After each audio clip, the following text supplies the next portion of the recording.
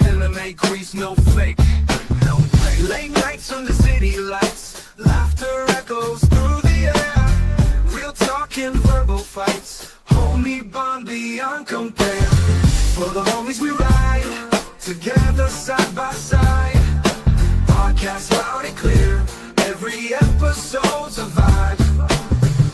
Memories and tales of old, legends grow, the stories unfold.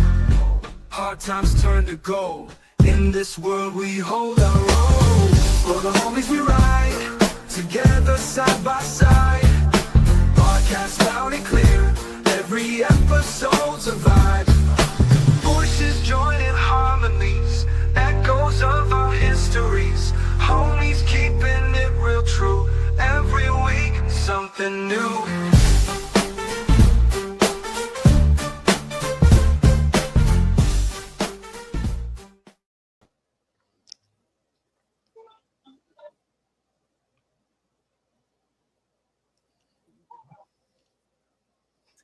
Hello, everyone. It's Thursday night. You know what that means. It's another exciting episode for the Homies Podcast. And before I introduce our very special guest, welcome back the one, the only, Big Dog Jake. Welcome back, brother. Woo! Thank you so very much. It is good to be back, everyone. Hello, hello, hello. My name is Jake. I go by Big Dog Jake, Biggdoggjake. I'm a professional, though occasional, voiceover actor stroke artist. I'm a political writer for hire. I'm a lover of video games and metal music, and I will talk to anyone about them. And Thursdays, 8 p.m. Eastern Standard Time, I am here on this podcast doing it for the homies, my boys here. I've been gone for a while. I was away for a few weeks in Peru with my wife, assisting her with moving out of her house because she's moving up here with me. And I'm really happy to be back. I even had some dental work done down there, so I have some nice clean new chompers that I'm really appreciative of. And yeah, it's good to be able to get on live and light up a cigar or a cigarette and hang out with the boys for a few hours. So happy everybody's showing out to welcome me back and showing love. I appreciate it. Crease, how you doing, my friend? I am doing good. And all I just got to say is it's Thursday night and you could have been anywhere, but you're here with us. And Ebola, how you doing today, sir? I'm doing good. How are you? Thanks, Ebola. Doing good. Thanks, Ebola. Thanks. Thanks. Welcoming for the first time, probably not the last time. He is the one. He is the only. Cornboi. Welcome to the show, Cornboi. Happy to be here, guys. I watch the show all the time, and it's great to be with you all. Let's get into some great conversations and some good topics to talk about. I look forward to it. Thanks for having me. And thank you for coming Jake. on, brother. We appreciate it. So, Jake, how's our chat doing? Our chat's doing well. I hate to make it all about myself, but I'm not going to lampshade or anything. People are welcoming me back. Feel really nice about it. AP is telling everybody to share the stream, which I appreciate greatly. Thank you, AP. Good looking out, homie. UK Gamer is hailing the panel. Cornboi is hailing everybody else, which I appreciate. I mean, you're right here. You could say it, but you know what? You're saying it in the chat, and I appreciate the engagement, brother. UK Gamer saying the big dog returns. Yes, and thank you so much for staying up late and making sure you welcome me back. I appreciate the warm welcome. Makes me happy. AP also pointing out that Ebola is now rocking his new VTuber model and welcoming me back as well. So I appreciate that also. And of course, Nagranol, the king of all mods. Nagranol saying yo to the homies. Nagranol, thank you so much for being here. And of course, we have people welcoming Cornboi onto the stream, giving those big old thumbs up. Thanks, guys. Cornboi sure appreciate it. And of course, thumbs up all through. Everybody's throwing up thumbs up, and yourself throwing up some thumbs up. Isaac saying hail to you, Isaac. So good to see you, my friend. Thank you so much for popping. What's up, Isaac? And yeah, that's what we have for right now. You know, when so glad when you guys it are here. when it gets to the point, Cornboi, you're gonna have to make a T-shirt with a thumbs up. It's gonna have to be my copyrighted image. Yeah. Copyright the thumbs up. So, guys, it's time for your favorite subject, our favorite subject.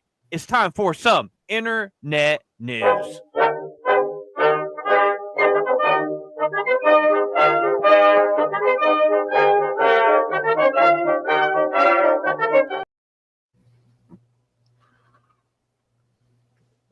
Mm. All I'm right, so what do we glad that got? we're back to these topics. So glad that you're back to battle producing this show. I love it. What's first on the docket?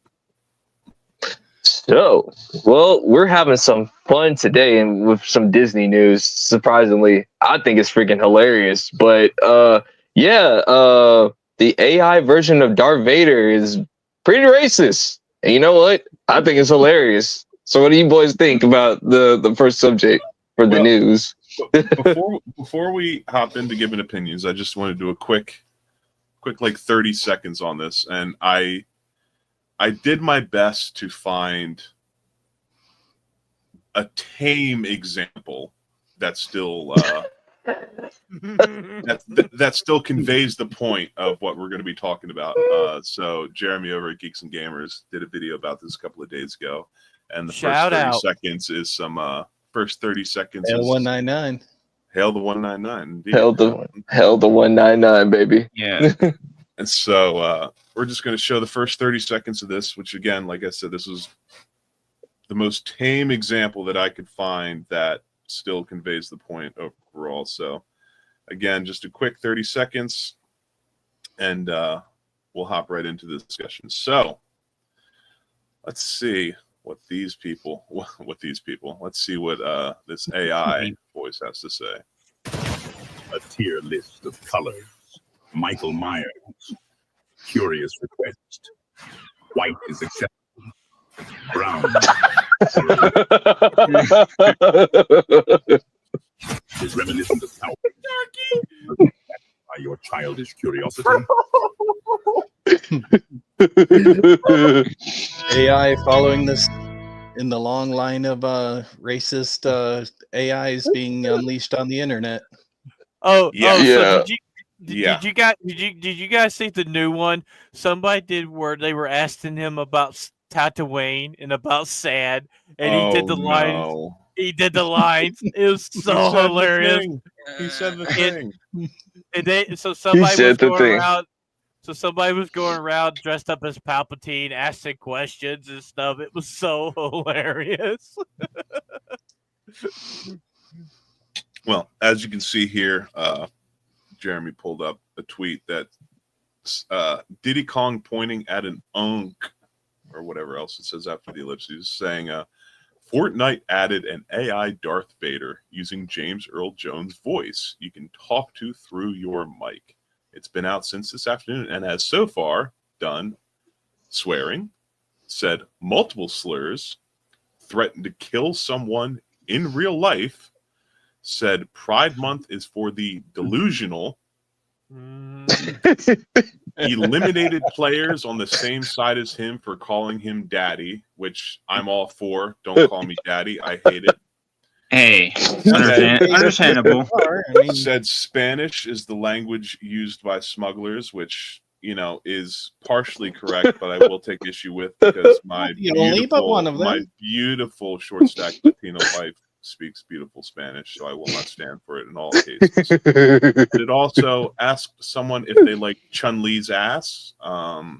You know, you single men out there, see no problem with that. Opinions. And then as we just saw, the clip that we just showed you guys made a tier list of races. So thoughts, everyone. So I haven't played Fortnite. I have it downloaded, but I haven't played it. But I was watching Mo Zamboni. He was playing it the other day with Jay and Nagranol and stuff, and he was asking it questions. God, this is so hilarious. I have to say, this is probably the James Earl Jones it is James Earl Jones's voice as Yes, Vader. it is. 100%. is. He signed the rights to his voice away, so the voice of Darth Vader will live forever. I'm glad he did it. Yeah. And Now, of course, so the Film Actors Guild is all up in arms about we're gonna be getting to some of that. this. Dude, We're gonna be getting to SAG-AFTRA is losing their gosh dang minds. And as Phantom said, before James Earl Jones passed away, he signed the rights over to a company that, and the rules or whatever the terms were, this company would be allowed to AI generate him saying things. Now, I don't know the exact terms of the contract. I don't know if there are things off limits. I don't think the terms were ever released publicly. However, this was a deal made in good faith. This contract was made, and this company has the rights to use James Earl Jones' voice. And Lucasfilm, so Disney is licenses the voice from them for future use, whether it be in games or television shows or movies. And obviously, Epic has licensed James Earl Jones' voice and the likeness of Vader from Disney to be used in Fortnite. So here we are. That's the base. That's the foundation. Yeah. So originally they used his voice in Obi-Wan for Vader. That's the first time they used the AI generation. He signed over them to use his voice back. Maybe I'd say 6 months to a year. It was before he was retiring. Yes, he signed it before he retired. Yes, it was like a year and a half or 2 years before he passed away. Yeah. And it was a massive deal, if I may, real quick, Ben. It was a massive it was mutual or whatever. Oh yeah. He was of sound mind. It was mutual. He was of sound mind. Yeah. It was a very expensive deal, but it was and it was made in good faith. Yeah. But it was also a big deal socially, and especially among like SAG-AFTRA, Screen Actors Guild, and voice actors, because I don't believe it was the first, but it was certainly at that point the largest post hoc AI voice deal. It's made up. It's the biggest fear that every voice actor has. Yes. It's the biggest fear that the voice actors have and everything. And I know me and Phantom talked about this before or whatever. Like when you sign like this, once again, this AI stuff is creepy. It's scary and everything, but like I can understand why a lot of voice actors are nervous about this because now you're like because you got James you got James Earl Jones, arguably one of the best voices of all time, if not the best, or whatever, to give his voice away for a big ever. Yeah. Yep. And just imagine if you're like if you're like a already great voice actor, now it's going to be a little bit different because now they're going to probably just want to pay you like for your voice. And then whatever you, for just like one time, just market your voice out for one time. They don't need you to do any gig ever again and everything. Like, you know. Chris, I want to say something real quick, and I want to throw it to Cornboi afterwards because this is something I mentioned a couple of months ago on an episode, or maybe we were speaking privately, and we were speaking about how Japan is really a lot of Japanese anime companies are really seriously considering AI voices, entirely AI voiced anime. And one of my hypotheses were what they would end up doing to try to ease voice actors into it, which is going to be difficult no matter how you slice it. But especially in Japan, because their business culture and their work culture is a lot different than it is here in the West. My hypothesis was probably how it's going to start if these anime production companies are going to do this fully AI generated voices is what they're going to do is they're going to hire voice actors And what they're probably going to do is have them for a couple of weeks, have them record a ton of different things, including pronouncing various vowels and consonants, putting together a bunch of different sentences, basically chopping it up so that they have as clean a voice as possible. Pay them a lump sum, pay them a lump sum of money, whatever amount it might be. Maybe it would be what they would be paid for an entire season or something. This is the start, of course. And then maybe they would get a tiny percentage of residuals for every time a new episode is made or a new season is put out or it gets picked up by another broadcaster in a different company. And that's just the start. That's just the start. And it could get to the point where maybe they just bring somebody in and pay them a lump sum and that's it. And it could get to the point where maybe they just entirely whole cloth make up voices and they don't even use actors. But, at least to start, I think that's a hypothesis that's likely. I think that's being thought about. And I'm interested in Cornboi. What do you think about that? I mean, from the voice acting community, so this is something that does startle me somewhat. I mean, who knows what the future holds? I mean, pretty soon they'll just have lump sums for all actors, and they'll get the stuntmen to, act everything out with, and then change their appearance through AI and motion capture. Yeah, actors might, as well as voice actors, could be put out of work for this. And who knows how far it'll go? I mean, didn't they just make an anime like fully in AI not too long ago, and it looked fine to me. Yes, they did. I mean, it could put everybody. So you didn't even know the process out. Yeah. So ABF showed. I think that Mo and them showed last night on the GCA. Shout out to GCA. Or it might have been over there on ABF's channel where they were showing movie clips that people did with AI. And it's like it's creepy. I talked about this before. Everybody say, "Oh, it's gonna be 10 years before we get that." Nah, man, it's like 5 or 2. I say 3 years. And I say pretty less soon. than NVIDIA will be the major motion picture studio instead of all these traditional Hollywood studios. And even Ripa even talked about it. Like, you have to try to get your audiences to care, but like most of the audiences does not care about if you're getting replaced or not. They really don't, and that's just the reality of it and everything. How YouTube replaced regular TV. Something better comes along, something that catches people's interest more than traditional TV. Can I say something? Hello to our ginger friend in the chat, Jess. Hello. Jess. Hey, what's up, Jess? Not ginger. She is dirty blonde. Put some respect on the name. Hello, She's Jess. Ginger. She's ginger. Just roll with it. But I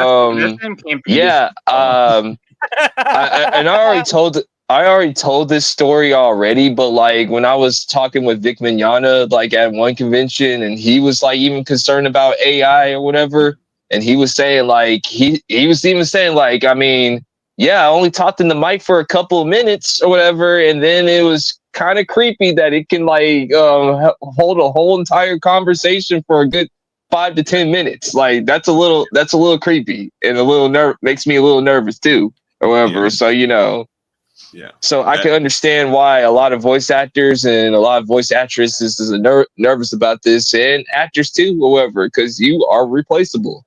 Like, it's going to be another case of first they came for the voice actors, then the actors, then the writers, then the animators, all of it. Absolutely. And Cornboi, I'm sorry for interrupting you, Chris. I apologize, but Cornboi, whether you intended to or not, you actually brought up a great point about NVIDIA.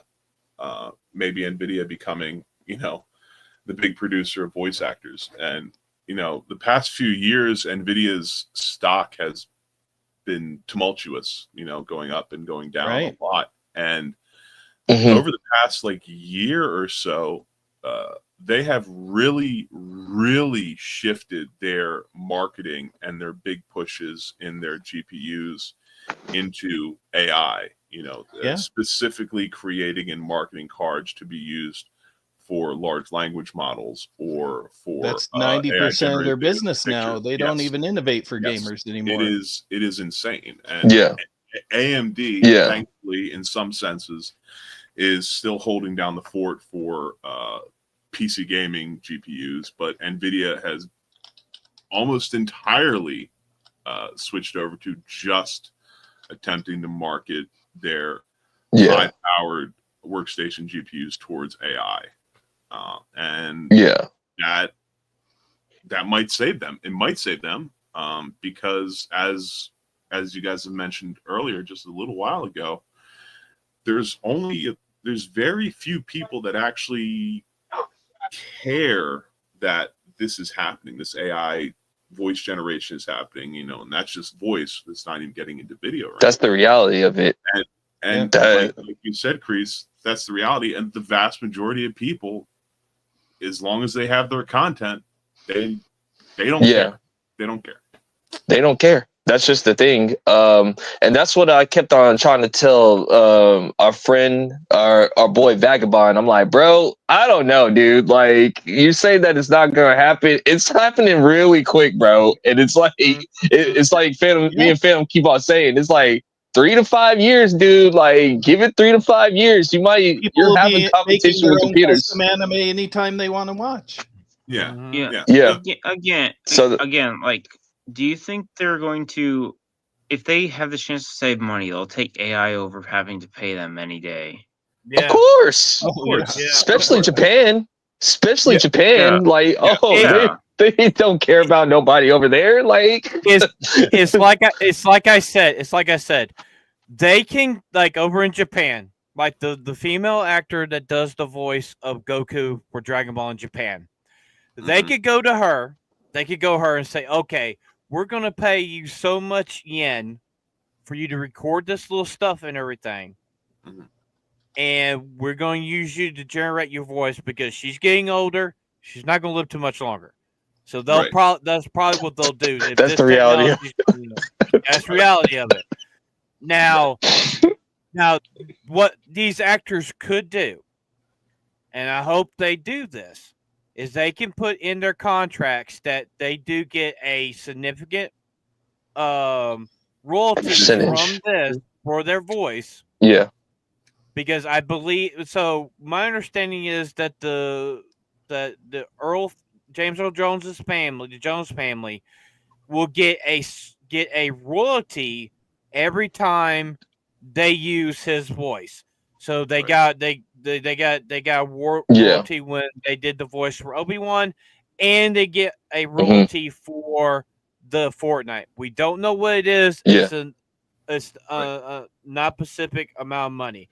Knowing that it could be upwards from $100,000 to $200,000 to use his voice because of him. Because that's still good.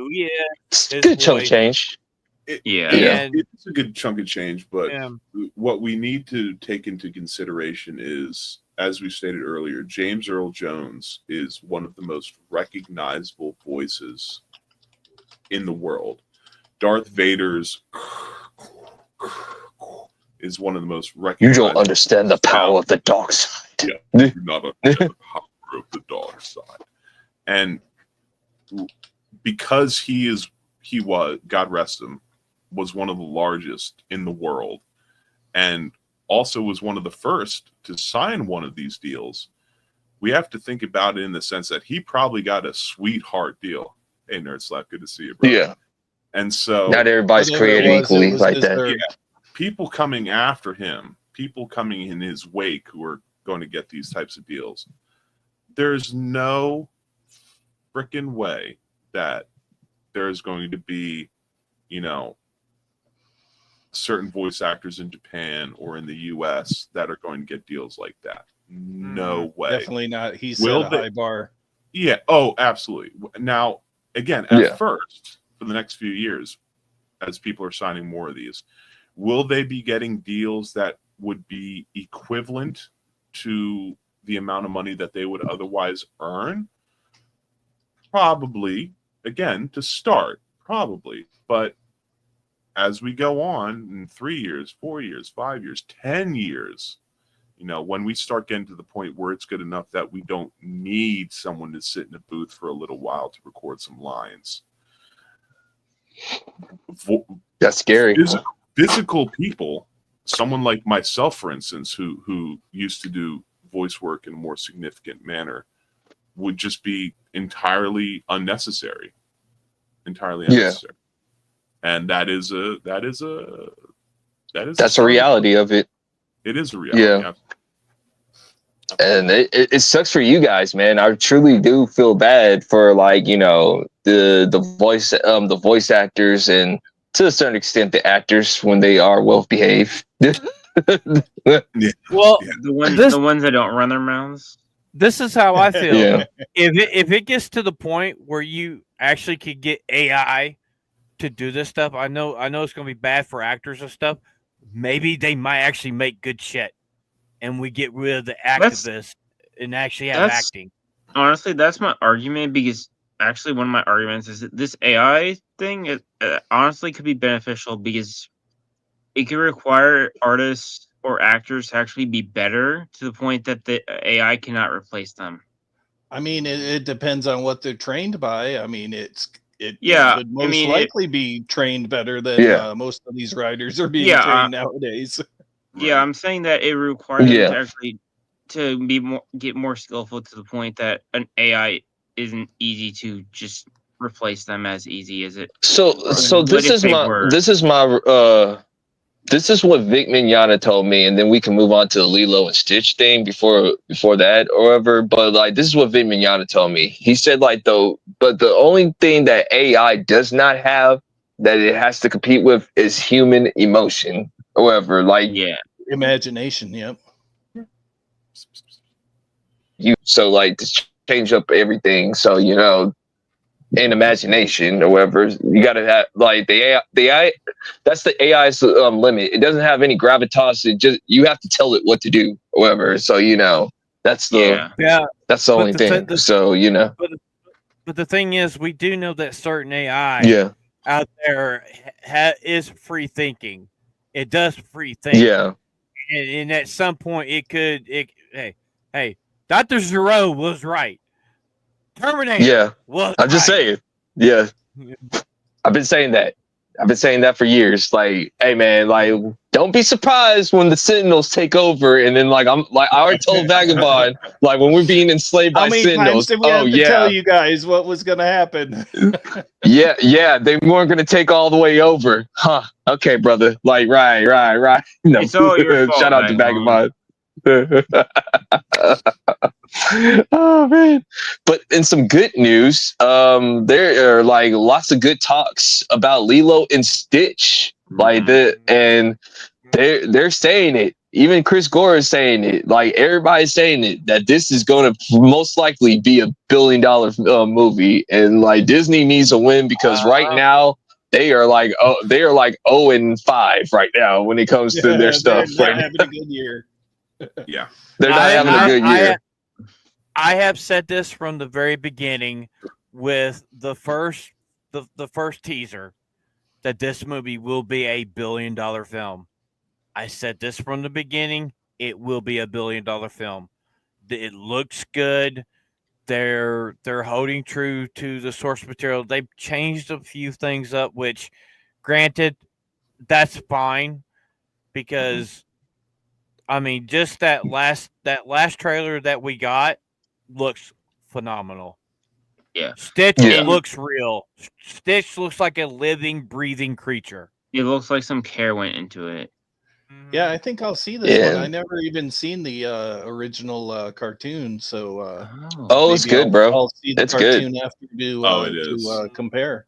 It is good. Yeah, like, it's really good, man. Like, I'm watching it right now, to be honest with you, so I can get ready for tomorrow to go watch it at the theater. It came out a little after my time of watching Disney cartoons. Yeah.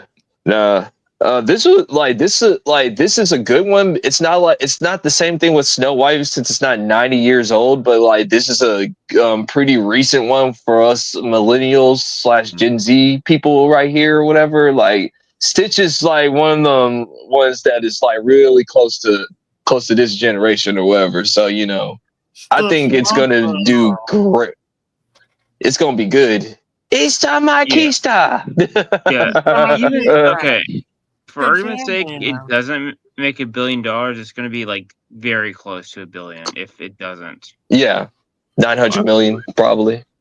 I'm surprised they're 900 putting it to out this early, but before summer break, you would think that they would put it out during, first week of summer break or whatever. yeah. I guess it's only in a week or I two. mean, it like school is out. School is out in like my part, out in Houston. So like, I think it's it a is perfectly already. good Wow. time. So yeah, like school just I ended just today. remember Like going today to in Texas. second week of June.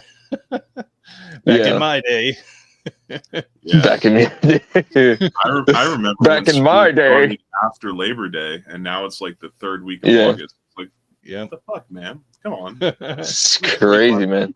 Well, also, I said that I believe that How to Train Your Dragon is also going to be $1 billion film. These are going to be the Yeah. summer blockbusters. Yeah. Or it's not going to Yep. be. It's not going to be Yeah. Superman, and it's not going to be Fantastic Four. It's going to be No. Lilo and Stitch and How to Train Your Dragon. Now, And the one maybe And thing, Jurassic World. and Jurassic World Jurassic World. and Jurassic World. the one Well, thing I do not agree with Gooch. Gooch said last night this movie won't be close to $1 billion. I'm gonna say it's gonna be about 900 million, roughly 900 Yeah. million. I believe it's Because gonna- like there's already Which- good which- there's which already good movie? reviews. yeah. It's already good reviews going This out, has and good like if you go to the international, exposure, so I'm predicting over $1 billion. Yeah. Yes. and also if you just go to the the seat chart like at your theater, dude, it's hard to get a seat for this movie, man. Like I'm surprised that I got one at the 7:30 primetime show, man. Like it where I'm at or wherever. So it's like it's hard, bro. Like it's almost sold out like in each theater or whatever. So like that's what I'm saying. This movie right here, like Disney needed this movie. Like if they didn't have this movie, like you're relying on Fantastic Four. And we'll talk about that later on because Pedro Pascal and him I mean, Disney's so retarded. Disney is so retarded. They re-released Snow White, taking the Revenge of the Sith out of theaters before May the 4th. Yeah. It's And even though mind-blowing. they pulled it as early as they did, it still made over $900 million. Almost $1 billion. Yeah. Almost $1 It billion. was But that's because Kathleen Kennedy didn't want it to hit $1 billion. Like that's what it was. Like she did not want to. Because if they kept it for one more weekend, it would have easily crossed $1 billion and re-released. Then they have to explain it, which made like 72 million or something in its re-release. Also, oh my god, the thing is, Disney wouldn't get that movie. The money the portion of that money would go to George Lucas because that was still his film. Yes. And also like then like let's just say, look, for argument's sake, what if like in the other world it did hit $1 billion? You know what? Disney will have some explaining to do to their investors because they're going to be saying like, well, wait a minute, hold on. You're telling me a 20-year-old movie made $1 billion and like Snow White, Thunderbolts, the Daredevil series, Captain America is not making what's going on here? Like that's why they pulled it out. I'm telling you, that's the reason why. Because And a real quick non sequitur. AP is saying, Jake, you growing a white tail? No, Jake is a fox now. When I came back from Peru, I adopted. I officially adopted my wife's cats to bring them here to the U.S. And one of them is Otto von Bismarck III, the perfect Aryan specimen. He has beautiful blue eyes and beautiful white hair, and he's a very handsome boy. Relax, Isaac. And so he's finally joining in and hanging out with me a lot more after hiding for about a week. And he's being very loving and very distracting. So I apologize if he's bumping into my mic or if I'm petting him or if he's jumped in my lap or whatever. Well- but I'm doing my best to be a good father while my wife is away. She'll be here soon, Well- and he'll be able to be taken care of. Well, at least it's not like Vagabond. The cat gets on your shoulder and meows into the microphone the entire stream like it did Saturday night. This Shout cat, out Vagabond. Have a safe trip to MomoCon, my yes, friend. sir. Have a safe Yeah. Yeah, Otto is way too big for that, and his purrs So- are loud as shit. So So, in other words, everybody, Jake's got a big pussy sitting in his lap. Interesting. Pretty much. I was gonna say something, but Phantom beat it to me. Wait, pause. Anyway. Wait a minute. Oh! Oh! Oh boy, Weasel. You motherfucker! You did not just say. Never mind. He did. Thank you, Even Ebola got upset. Crease. Thank you, Crease. You dick. Anyway, Oh, back to Lilo and Stitch. Back to Lilo and Stitch. I know somebody's going to Isaac. You better go over there and clip that. Crease just said something. Oh Lord. You motherfucker. You motherfucker. I say a fuck you. Oh man, that's an old one right there. regarding Lilo and Bringing Stitch, back the classics. Anyway, that's it. When it came out, it was super popular. I know my generation absolutely loved it when it came out. It's still Hey, what's up, Mrs. Big Lilo Dog and Jake? Stitch. Oh, there's my wife saying that she's here. Hello, my love. Te amo, amorcita. I love you so very much. And Oh, I gotta say something. I can't wait to see that little video you're working on with Jake eating all the food. I can't wait to see it. yeah, my wife was she was very happy. She was making me nice and fat, trying all the different Peruvian foods while I was down there those few weeks. Yeah. But yeah, You know Lilo what? and Stitch. It was very popular in my generation. It's still referenced to this day, and I know that there was a little bit of controversy for some of the changes in body type and skin color for some of the main characters. However, that's pretty much She ain't thick enough, as everybody will say. I feel more. Okay, She's okay. not dark enough. Here we go. Here we go. The one thing I have to say. So we watched the trailer. I believe it was either last week or the week before. Yeah. The cast looks great. I don't Yeah. know what the problem they have with the girl that's playing Lilo's She's not dark older enough. sister. They're saying she's not dark. Nothing's ever good enough for these people. It doesn't matter. She looks good. Is this Look true? at Is she your not wife. crazy enough? Are we saying that the thicker the Pacific Islander, the crazier they are, ergo better? Is Look this what Jake, well, Jake, look what well, your she's- Jake, look what your wife. Oh, just I'm reading said. it. I've been reading it. You don't need to highlight it, Phantom. I can see it. I can see I'm it. highlighting Believe it. me. Fuck Go. this shit. Let's see. I'm highlighting. Yes. I'm highlighting Yes, it. just lay it on me. Just lay it on thick. Lay it on thick, boys and girls. Lay it on thick. Oh, that's getting clipped. That's getting clipped. Wow. We're Wow. doing clip. That's You guys Oh, are just man. jealous that I have a wife who's At least I'm not saying I want to blank to see what it tastes like. hey. At least you didn't say "Hey, babe" in a chat. Yeah. Yeah. I'm not Or going comment to on do some that. guy's rack. Damn. Yeah. Mhm. Yeah.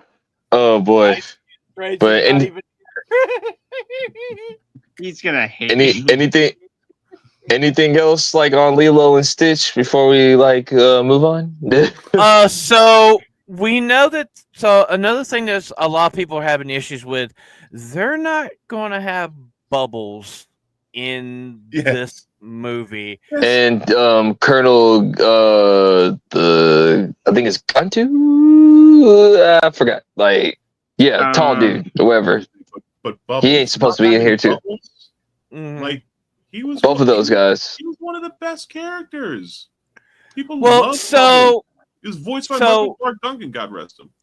so the thing is that the character that's in this movie, they're using him now, and I believe in the next movie they're going to cast somebody to play the Bubbles character and be like, you Mhm. couldn't get this done, they want me to take over for you. So I mean, I'm fine with that. I'm actually fine with that. Yes, AP. Yes. Yeah.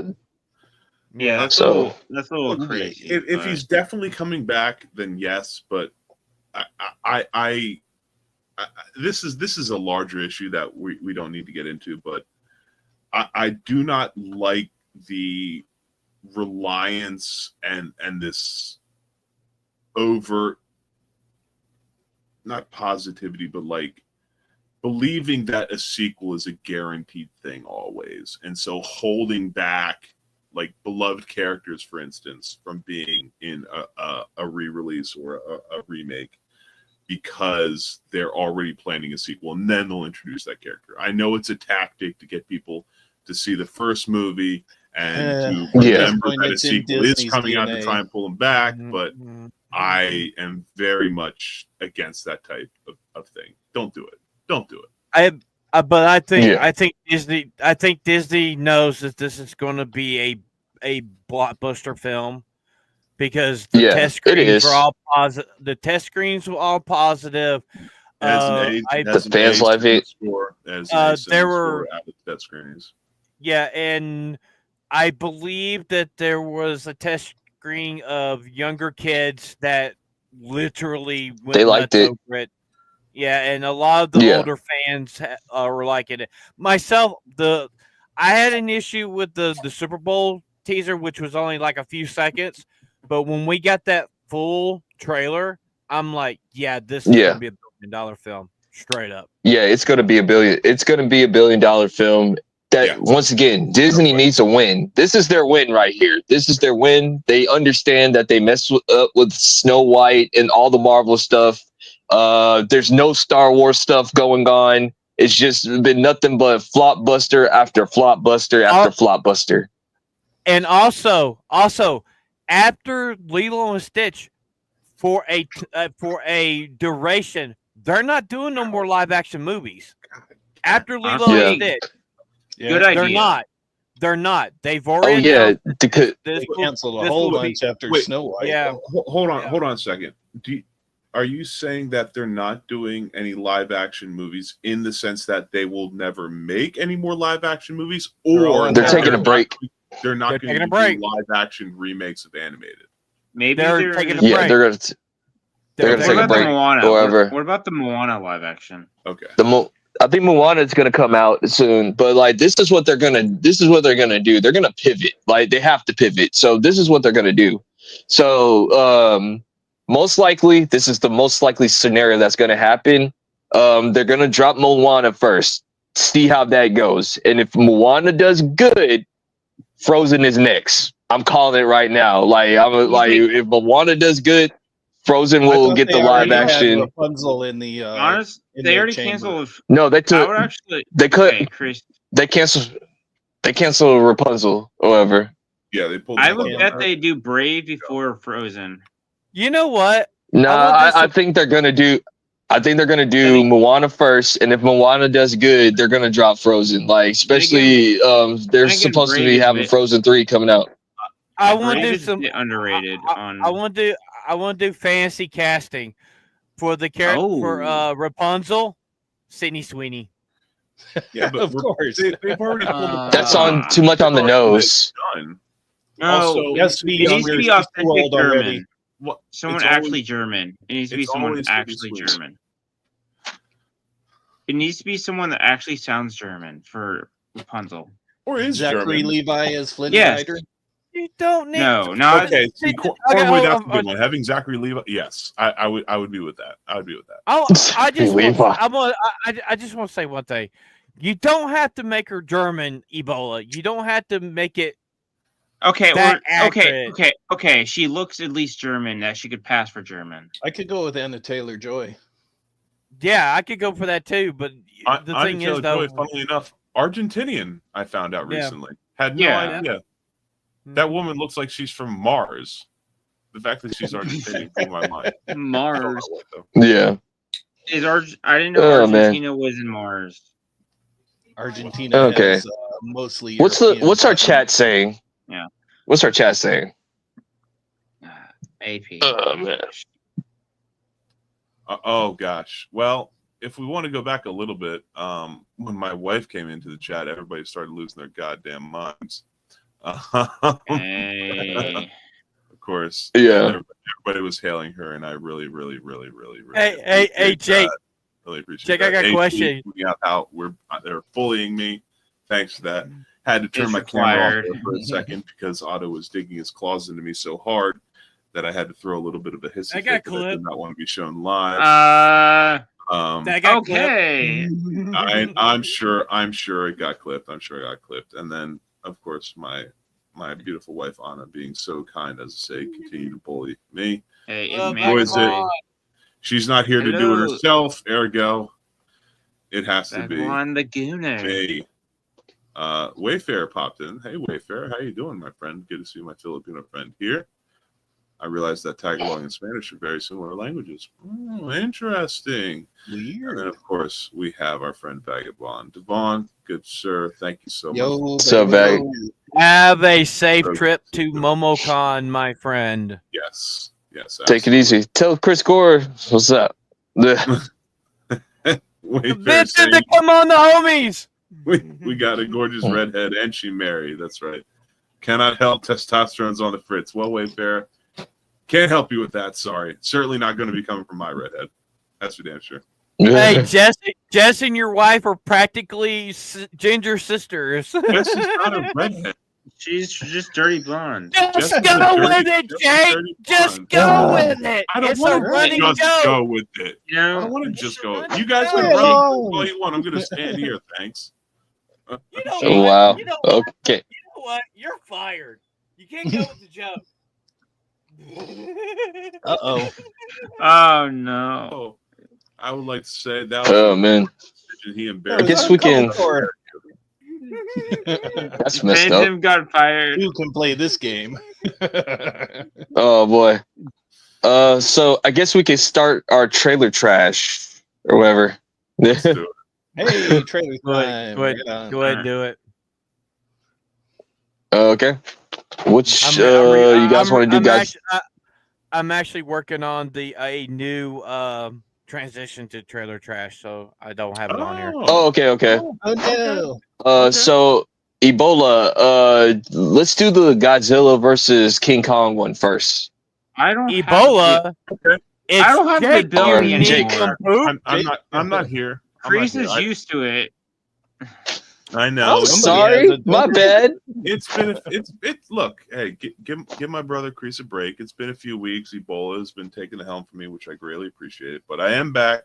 I am back producing the show, even with a cat in my lap, jumping all around, acting all crazy, scared of everything. I I'm like still very to say much capable of doing my job. I am really excited for this new entry into the Monsterverse because we get through it, and I'm gonna get some details on some of the one of the things they're bringing back in this movie. All right. All Well, right. let's go. Let's go. Let's go ahead and watch. Start this, that beautiful beam fumage. Godzilla v Kong Supernova now in production. And as Chris said, let's roll that beautiful beam footage in 5, 4, 3, 2, 1, go.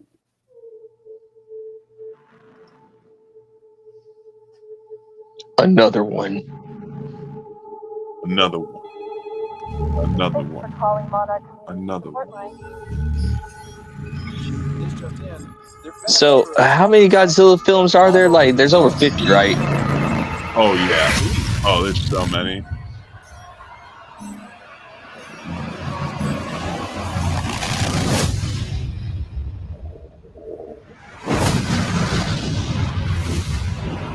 Oh, nice. Hey, it's pretty. Production, baby. Ooh, Okay. that crowd. And this is Mm. Okay, all right, Phantom. Go ahead and cook. Love it. Earning money now. Okay, so they have been teasing that they're going to bring Jet Jaguar to the MonsterVerse. So he was a one-off character from Godzilla versus Megalon back in the 70s. Yeah, I was gonna say that's a deep cut character. Right? Actually, the first Godzilla movie I seen as a kid was Godzilla versus Megalon. God, where's Hoodie when you need him, man? Yeah, I know. And so, Jake, if you can you bring up a still image of Jack Jaguar from Godzilla versus Megalon?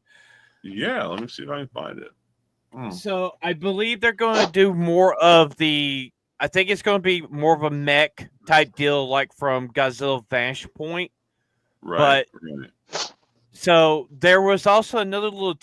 One of the actors was shown standing next to a robot that looked like Bumblebee, a type like a transformer, and no, Wayfair. He was not a Ultraman. So they did a contest that school I can kids. see the confusion, Wayfarer.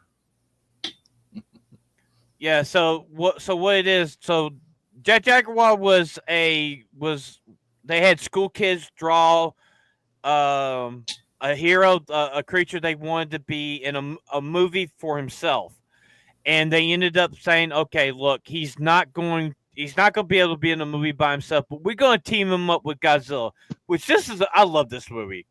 This is my first Godzilla film as a kid, was this one. I highly recommend it. It's on YouTube. Could you for imagine free. bringing this into the modern day? Well, so they did bring a version of it in the anime Godzilla Vanishing Point that was on Netflix. And I hate the design because it looked retarded. It was just god awful. Okay, but I've noticed a potential issue. Now, in these Godzilla versus Kong movies in this new Monarch MonsterVerse, they have Kong using progressively larger and more insane items as weapons, whereas Godzilla strictly uses his tail, his arms, and his breath. Yep. Godzilla doesn't care. He has a tree. It's a branch, but it's supposed to be a tree that he has stripped, and he's using as a weapon. Now, you, Phantom, as a massive Godzilla fan and Toro fan, do you think that as the MonsterVerse progresses, this movie's coming out summer 2027, so 2 years from now, do you think that Godzilla would start using implements? Take a tree and strip it and smack someone with it? He doesn't. He's huge. He doesn't need it. Grabbed a redwood. It wouldn't. It'd be to be fair, in Godzilla versus Kong, he did pick up the battle axe that Kong had and threw it to him. Okay. So right. Godzilla does pick up like certain like I don't know, like trains and stuff with his mouth, and he can sling them around. But the thing is that Kong and Godzilla are getting so big that we're at a point now where Kong is picking up like U.S. Navy destroyers and using them as weapons.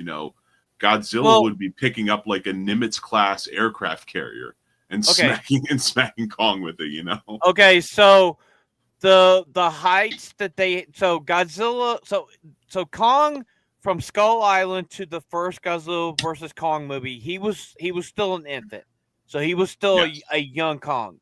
Yeah. So by the time we at got 80 feet tall as well. Yeah. So at the second Godzilla versus Kong movie, they're both at their maximum growth limit. Godzilla won't go no higher, and Kong won't grow no bigger because Kong is an adult.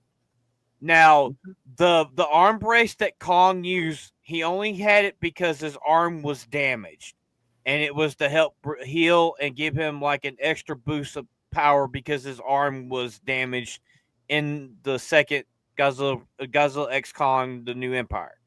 So he doesn't have that anymore. They took it off of him.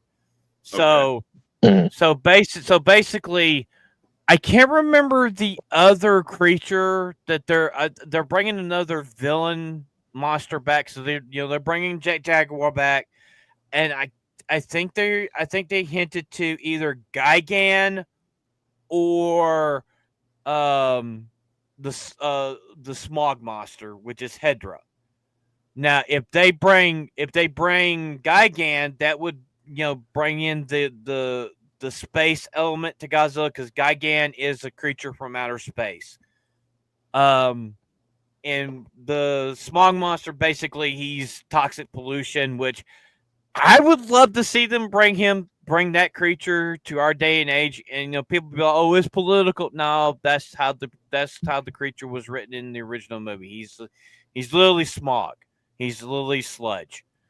But if they bring Jet Jaguar up, make him a robot that an inventor builds.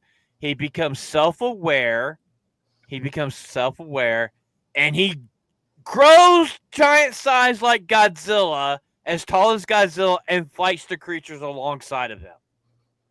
And Wayfair said he's an Ultraman character. Nah, he's not an Ultraman character. No. Wayfarer said that he is a reference to Ultraman. Yes, that is true. He's absolutely a reference to Ultraman. But also, he very much looks like him. well, And I mean, also, if you're asking Japanese school children in the 70s to draw a character that they want to see in a Toho Godzilla movie, what's one of their favorite characters that they're watching? Ultraman. Ultraman, of course. So of course it's going to be inspired by that. So also, A.G. Tsuburaya, the creator of Ultraman, also is the creator of the Godzilla special effects. Mm-hmm. So they do have a working relationship with Toho, and Tsuburaya Productions. So if they do this, they probably get some of the Tsuburaya production guys to come over and help model this. I can't wait to see it. I think it's going to be a great film. If Hoodie was here, he would agree with me. He'll be excited to see it. And as it gets closer, I'll be talking about it more and more because I pretty much have all the Godzilla films on DVD. I love the series. I'm a huge Godzilla fan. And when I saw this teaser, I was like, I was going to talk about this on the anime show, just never really got to it. But I can't wait to see it. And with the way the last couple have been successful, they're confident to put money into them again, and so I think that they'll get better and better.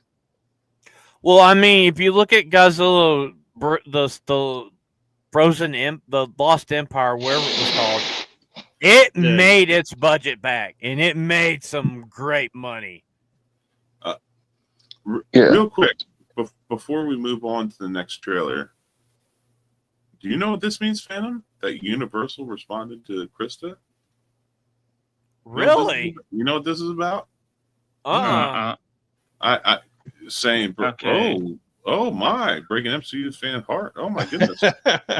What is this about?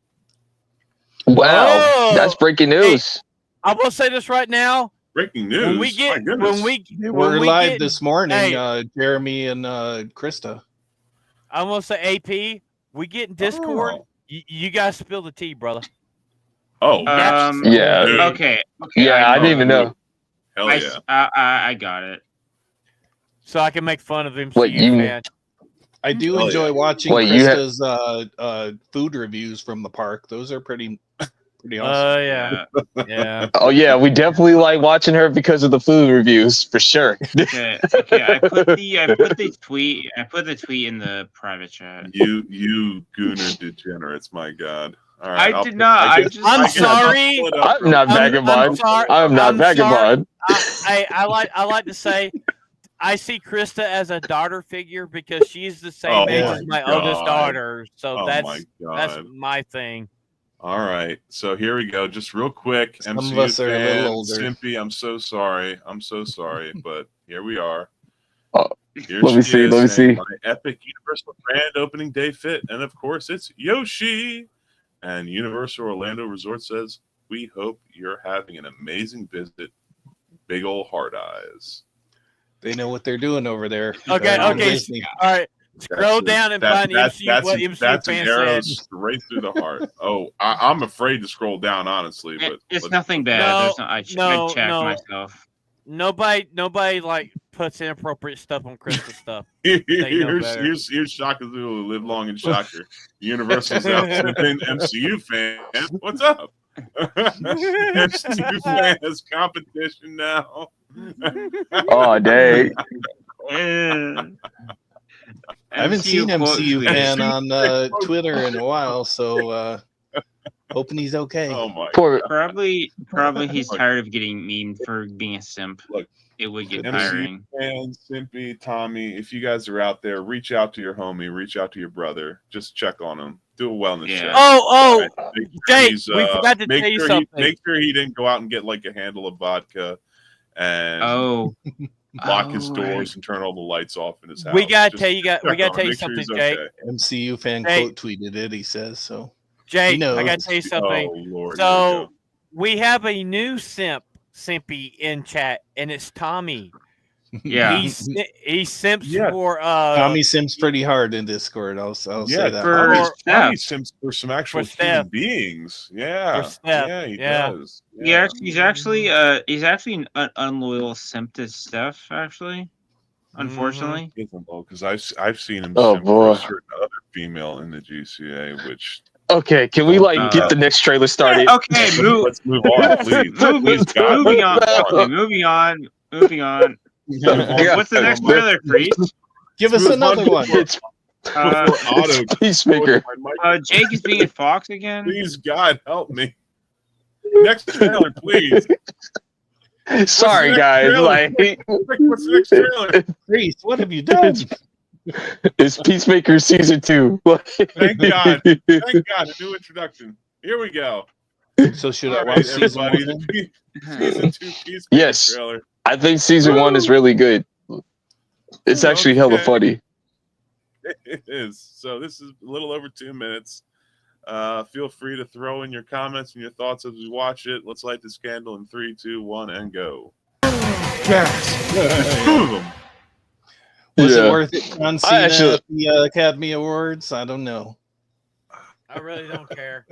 I don't either. I like him. I like him. I like him in Suicide Squad, but I just don't fucking care.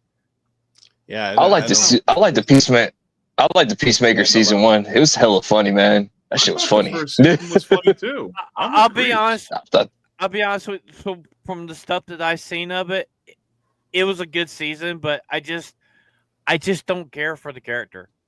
I just don't. that's fine. Yeah. What That's do cool. you not like about him, though? I'm curious. What do you not? Why do you not care for him?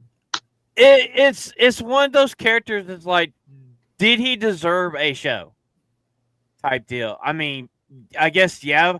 But I mean, the thing is with this season, the only reason why it's hyped up now, look at John Cena's run right now in WWE. you should. Yes, he's on his farewell heel tour right now. Yeah. But This is his but last Jake, year. the Yeah. thing is, Trying to make a John permanent Ce- transition. Yeah. John Cena tweeted out not too long ago. He put a meme out that he might not be quitting wrestling. Depends on if this takes off or not. Probably. Yeah, exactly. I don't think. I mean, to be fair, like the first season was like literally the #1 show. At one point, It's like it was great like show. blow. and it was It was funny. Good. And it was funny. It was and this fu- might be a it hot was take. funny. It was funny, and this might be a hot take, but when we compare him to the other former WWE wrestler who was also the size of a brick shit house, Dwayne Johnson, Rock. Mm. I feel that Fair- Cena is Fair actor. way better of an actor, and he's so much more funny. More likable. I think. And way I think. more like, oh hell I- yeah! The first I think season what- of Peacemaker was worth 10 Fast and Furious movies with The Rock. Now, Absolutely, no question. now has Not be has off and suck these ha- nuts compared to that. has the Rock had some good movies? Yes. Has he had some bad movies? Yes. Dwayne Johnson A lot as The more Rock bad than in this movie as The Rock. The Rock, Now- starring now, Dwayne Johnson. The Rock. I give it that John Cena. I mean, John Cena is the bigger star than Dwayne Johnson by a mile. By a mile. I mean, It's like, you know he's who he is. You know who he is. You know you can't see me shit. I just think that when it comes to the show, I don't know. I'm not. If somebody will have it and play it in Discord, will I watch it? Yeah. yeah, But for me, dude. I love. I'm more worried to see about. I'm more worried about. I want to see Batman. I want to see the shit with Batman. I don't care about Peacemaker. Superman could be a huge flop. I'm more worried about seeing Batman. That's personally that's what I'm waiting for is anything on Batman. That's me Well, I because mean, Warner Brothers doesn't really have a lot of, TV show type characters they can make Mhm. series out of. Right. All their 'cause- best guys make yeah. movies. And that's all they've been doing. Yeah. So, I kind of applaud them So- for branching out into a character like this. And look what happened with Penguin. So you never Yeah. know. Yeah, that's what they That's a might good come point. up with something. That's a good point. The Yeah, penguin. but The the thing- penguin the- did good. The thing penguin. with The Penguin, penguin did good. Yeah. the thing with Penguin Go is ahead. Penguin was a totally different monster than Peacemaker. Two Yeah. sides of the same coin. All right, go ahead, Chris. Okay, so the penguin wasn't even like, okay, when we all first thought the penguin dropped and everything, it was not supposed to do good. Like it was like that was that was like, it was not supposed to do good, but Nobody But was Colin expecting it Farrell- to be like prestige TV. yeah, Nobody was. yeah. So no one was expecting They it always to be put it in the back, prestige. so. But it's the same thing with this Peacemaker show. It was the same thing with Peacemaker. No one didn't expect Peacemaker to do good. Like, we kind of just laughed it off until you actually watch the show, and like it's literally funny. It's good. It's good. It was funny. It had a good audience. People liked it and everything. Like literally at one point, it was like the #1 streaming show in America. So it's the same thing with the Penguin. Like Warner Brothers always made good, like straight up good TV shows, like with Superman and Lois, Smallville. I mean, you had a couple, like the first couple of seasons of Flash and Arrow. Like they know how to make good quality television. Disney, you need to take some notes. But yeah, they always made some good quality television. So. I think this is going to be good. However, this is something of James Gunn's alley anyway. He's good with all the character ensembles and, straight up, underdog story thing going on. Superman's finna drop in the next couple of months, and we're going to be talking about that soon. But yeah, I think this is going to be okay. I think it should be all right. However, so, All I can say about the Peacemaker 1 was great. Was there some like boring shit in there? Yeah, there was a couple. Yeah, there was kind of A little bit. a little bit, but for most of the episodes, they were funny as hell, man. Like especially with Visual Anti. Oh, yeah. Visual Anti was the one that was like funny in that show, man. Especially when he was taking on the Aryan Brotherhood in jail. That was hilarious, bro. What I'm worried about is that so this with James Gunn. James Gunn has a niche where he like you said, he loves to do the comedy superhero stuff, and when it just comes to Peacemaker, was I excited to get season 2? Yeah. Am I like really excited to watch it? Probably not.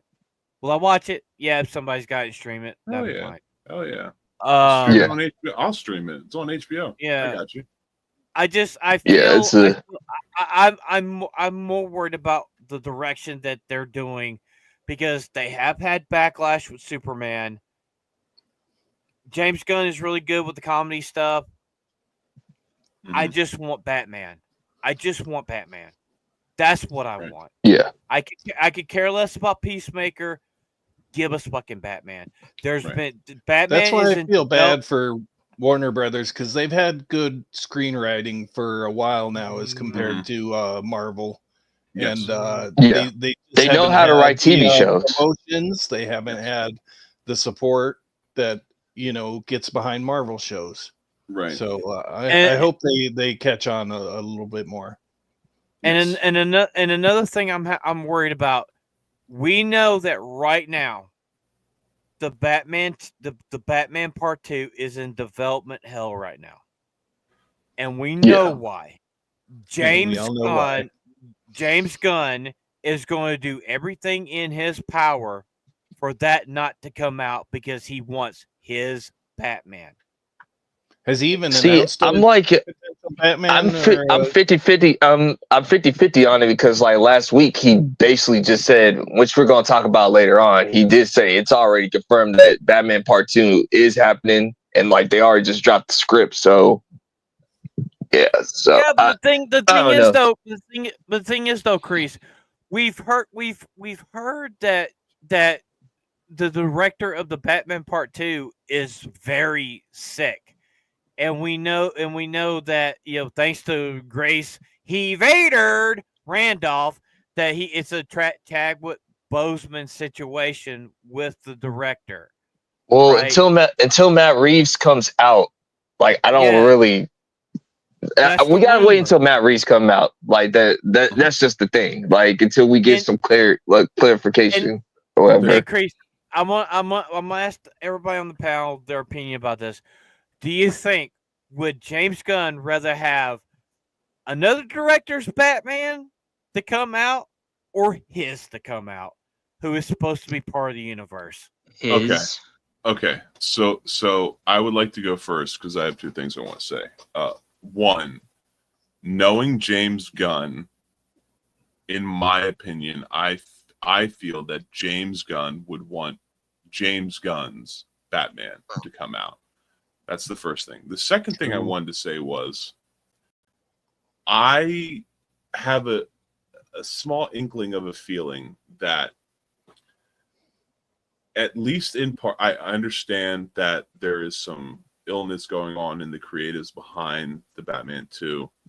But aside from that, personally, I feel that because the new Superman movie by James Gunn is going to be his first real big one as the head of the DC movie division, that I feel that in some way, shape, or form, James Gunn is attempting to downplay the significance of the Batman and is attempting to delay it some because he wants everyone's attention and everyone's excitement to be on the new Superman movie that's coming out. He doesn't want a single person to be thinking about, oh man, this Superman movie looks fantastic. I hope the new Batman movie that comes out afterwards is going to be great as well. No, he doesn't want people to even think about The Dark Knight. He only wants them concentrating on Superman. That's just my opinion. I think that's at least part of it.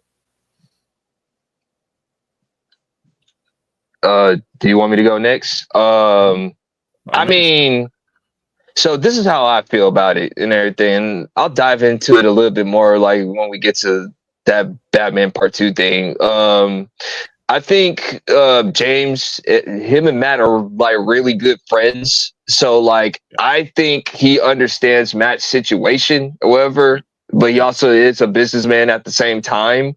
So like, and let's just be honest with ourselves. If we're in James Gunn's situation, this is going to be like arguably my biggest movie of all time. And this is like literally the Godfather of superheroes, Superman.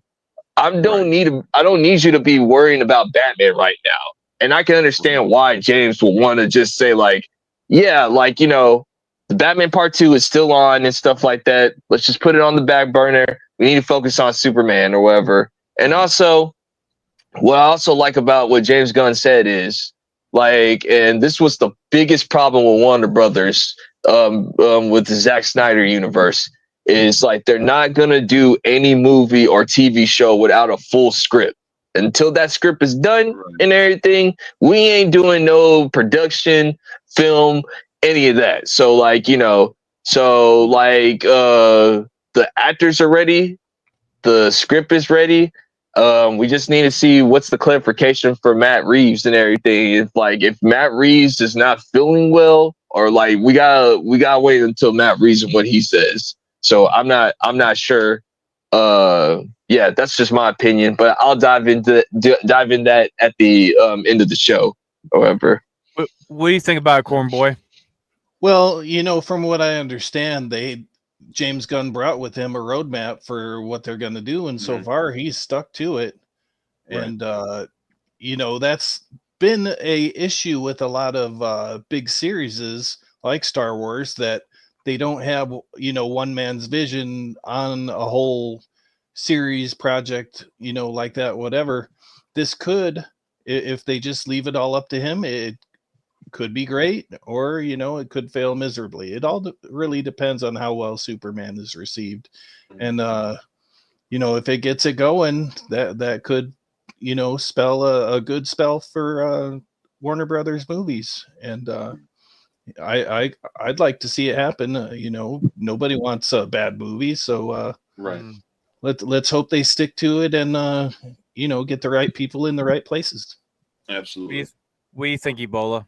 And agree. I have one more thing I want to say. Okay, I mean, obviously, you would take go with the first movie that's playing. Like Superman's coming up, so you focus on that one. Then you focus on whatever the next movie's coming up, and don't look too far ahead, or else you might burn yourself out. Okay, so there's something else I wanted to say. I feel if James Gunn's Superman is a hit, we won't see a Batman 2. It'll be James Gunn's Superman. It'll be James Gunn's Batman.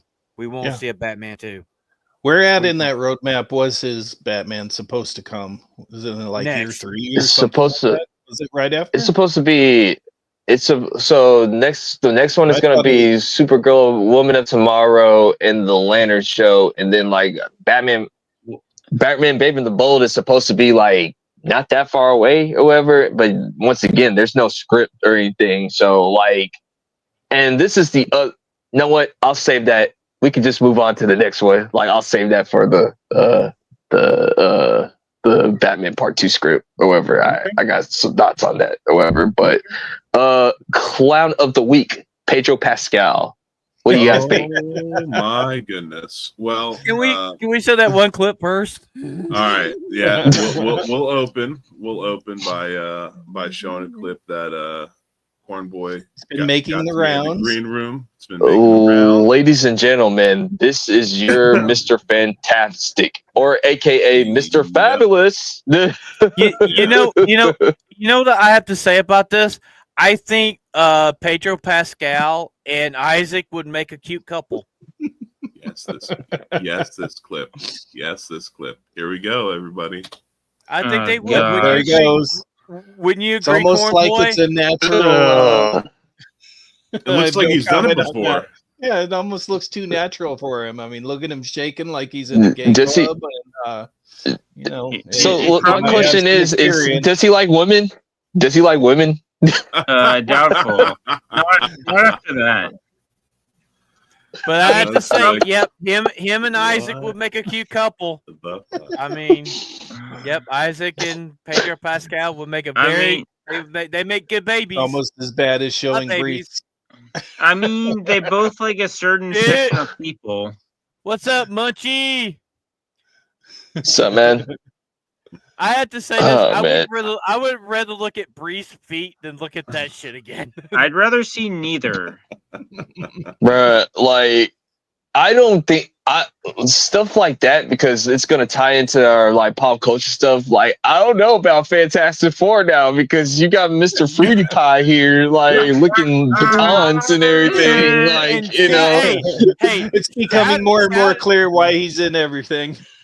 shout out! Hey, I'm gonna give a shout out to Nerd Slap winning last night's secret memer with the Mr. Fabulous meme. That was Fabulous. really good. That was really good. That's what I'm That was calling really him now. good. He ain't Mr. Fantastic. He's Mr. Fabulous. Like, I mean, my goodness, son. Like you got the the Clint Eastwood meme where he's just saying like, ugh. Like, Look, at least he didn't get called another Mr. word that starts with FA. It could have gone. oh down yeah, real we quick. can't say that word. Can't say The that word. non-YouTube friendly word. Nope. Mr. The But we Melanie can Mac say word. fig. Well, We can use the fig. Can I play this? Can I play this? So, like somebody else we know, he just wants to. Well, take the pants off. Take the pants off. Take your pants off. I just want to suck a dick to see what it tastes like. Classic. That is a classic. And It never gets old. everlasting. Oh, Everlasting. Oh, and by the Everyone- way, we Mose- gave Mo Mose- Zamboni a Well, job. but it won't. Hold on. I just want to say this. Story. Tell the story. Yeah. I just want to say one thing. Like, we got Mo Zamboni a job from Jay, because like when Jay watched this, like he like literally asked. Yeah. He said that, you know, he felt bad for Mo and he gave him a job, and this is from Mo himself on Friday and everything. so He wait, confirmed it. But So it's I- a pity job. well, so I should have shown Jay this clip. One of these days, these boots are gonna walk all Hey, baby. over you. You got girlfriend, Vietnam? Not just this minute. Yeah. Well, baby, me so horny. Me so horny. You keep lying. Me love when you you're long the time.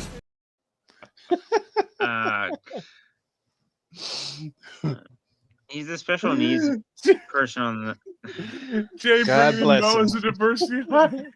Shout out to Pretty Isaac for much. that. Shout out to Isaac for that one. Shout out to To Isaac. the like, yeah, pretty much, yeah. Like, so anytime when you see Mo, he has to thank us for the homies gave him a job. We helped his family out, and you know, I just This shout was out to breaking the news, bat symbol, aka Mo Zamboni. He's awesome. Like, you know. man. This was, But back to this- Pedro Pascal. Like, he is not a good he's not a good fit to No, he's not. he's unprofessional. Like, he's the male version of Rachel Ziegler, bro. Oh, Like, he keeps on bringing up politics, bro. Oh, thank you. He agrees. He defended much, her. Reese, because Now- this is a fantastic segue. Fam, just hold on just a moment. This is a Mhm. fantastic segue into this clip right here. That he had a con. There's two different 30-second clips. This is the one I'm going to play that I think is the most important, if you will. And I think this gives us good insight into his actual feelings on certain matters. I want people to be safe and to be protected, and I want very much to live on the right side of history. And I'm an immigrant. My parents are refugees. Oh yeah, he's a rub sucker. Refugee. We fled a dictatorship, and I was privileged enough to grow up in the U.S. and Because his family were communist and aristocrats. after asylum in Denmark, and if it weren't for that, I don't know what would have happened to us. And so I stand by those protections always.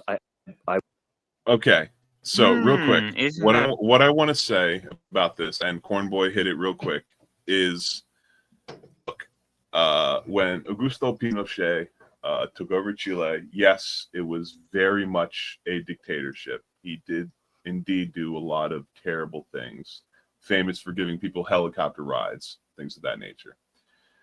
However, he is making it seem like he and his family fled Chile due to persecution because of the leader that came into power.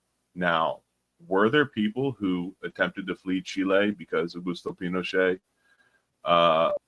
took power and a military dictatorship took over Chile for a while? Yes. However, Pedro Pascal was not just some street urchin with nothing. His parents were aristocrats in Chile, and the very, very first reply here is talking about Jose Pedro Balmaceda Pascal, who was born Santiago, Chile, to a child psychologist and a fertility doctor, and a member of the Castilian Basque aristocracy. His paternal grandmother was born in Palma de Mallorca, and has an older sister and a younger brother.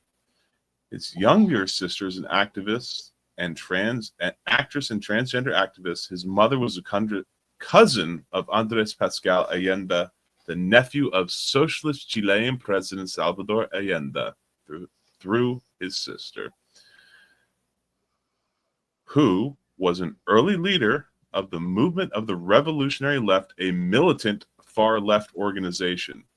He wasn't just some poor boy whose parents picked him up when he was 9 months old and he's a champagne socialist. They were the definition of champagne socialists. They were let's hear this oxymoron one more time. They were communist aristocrats.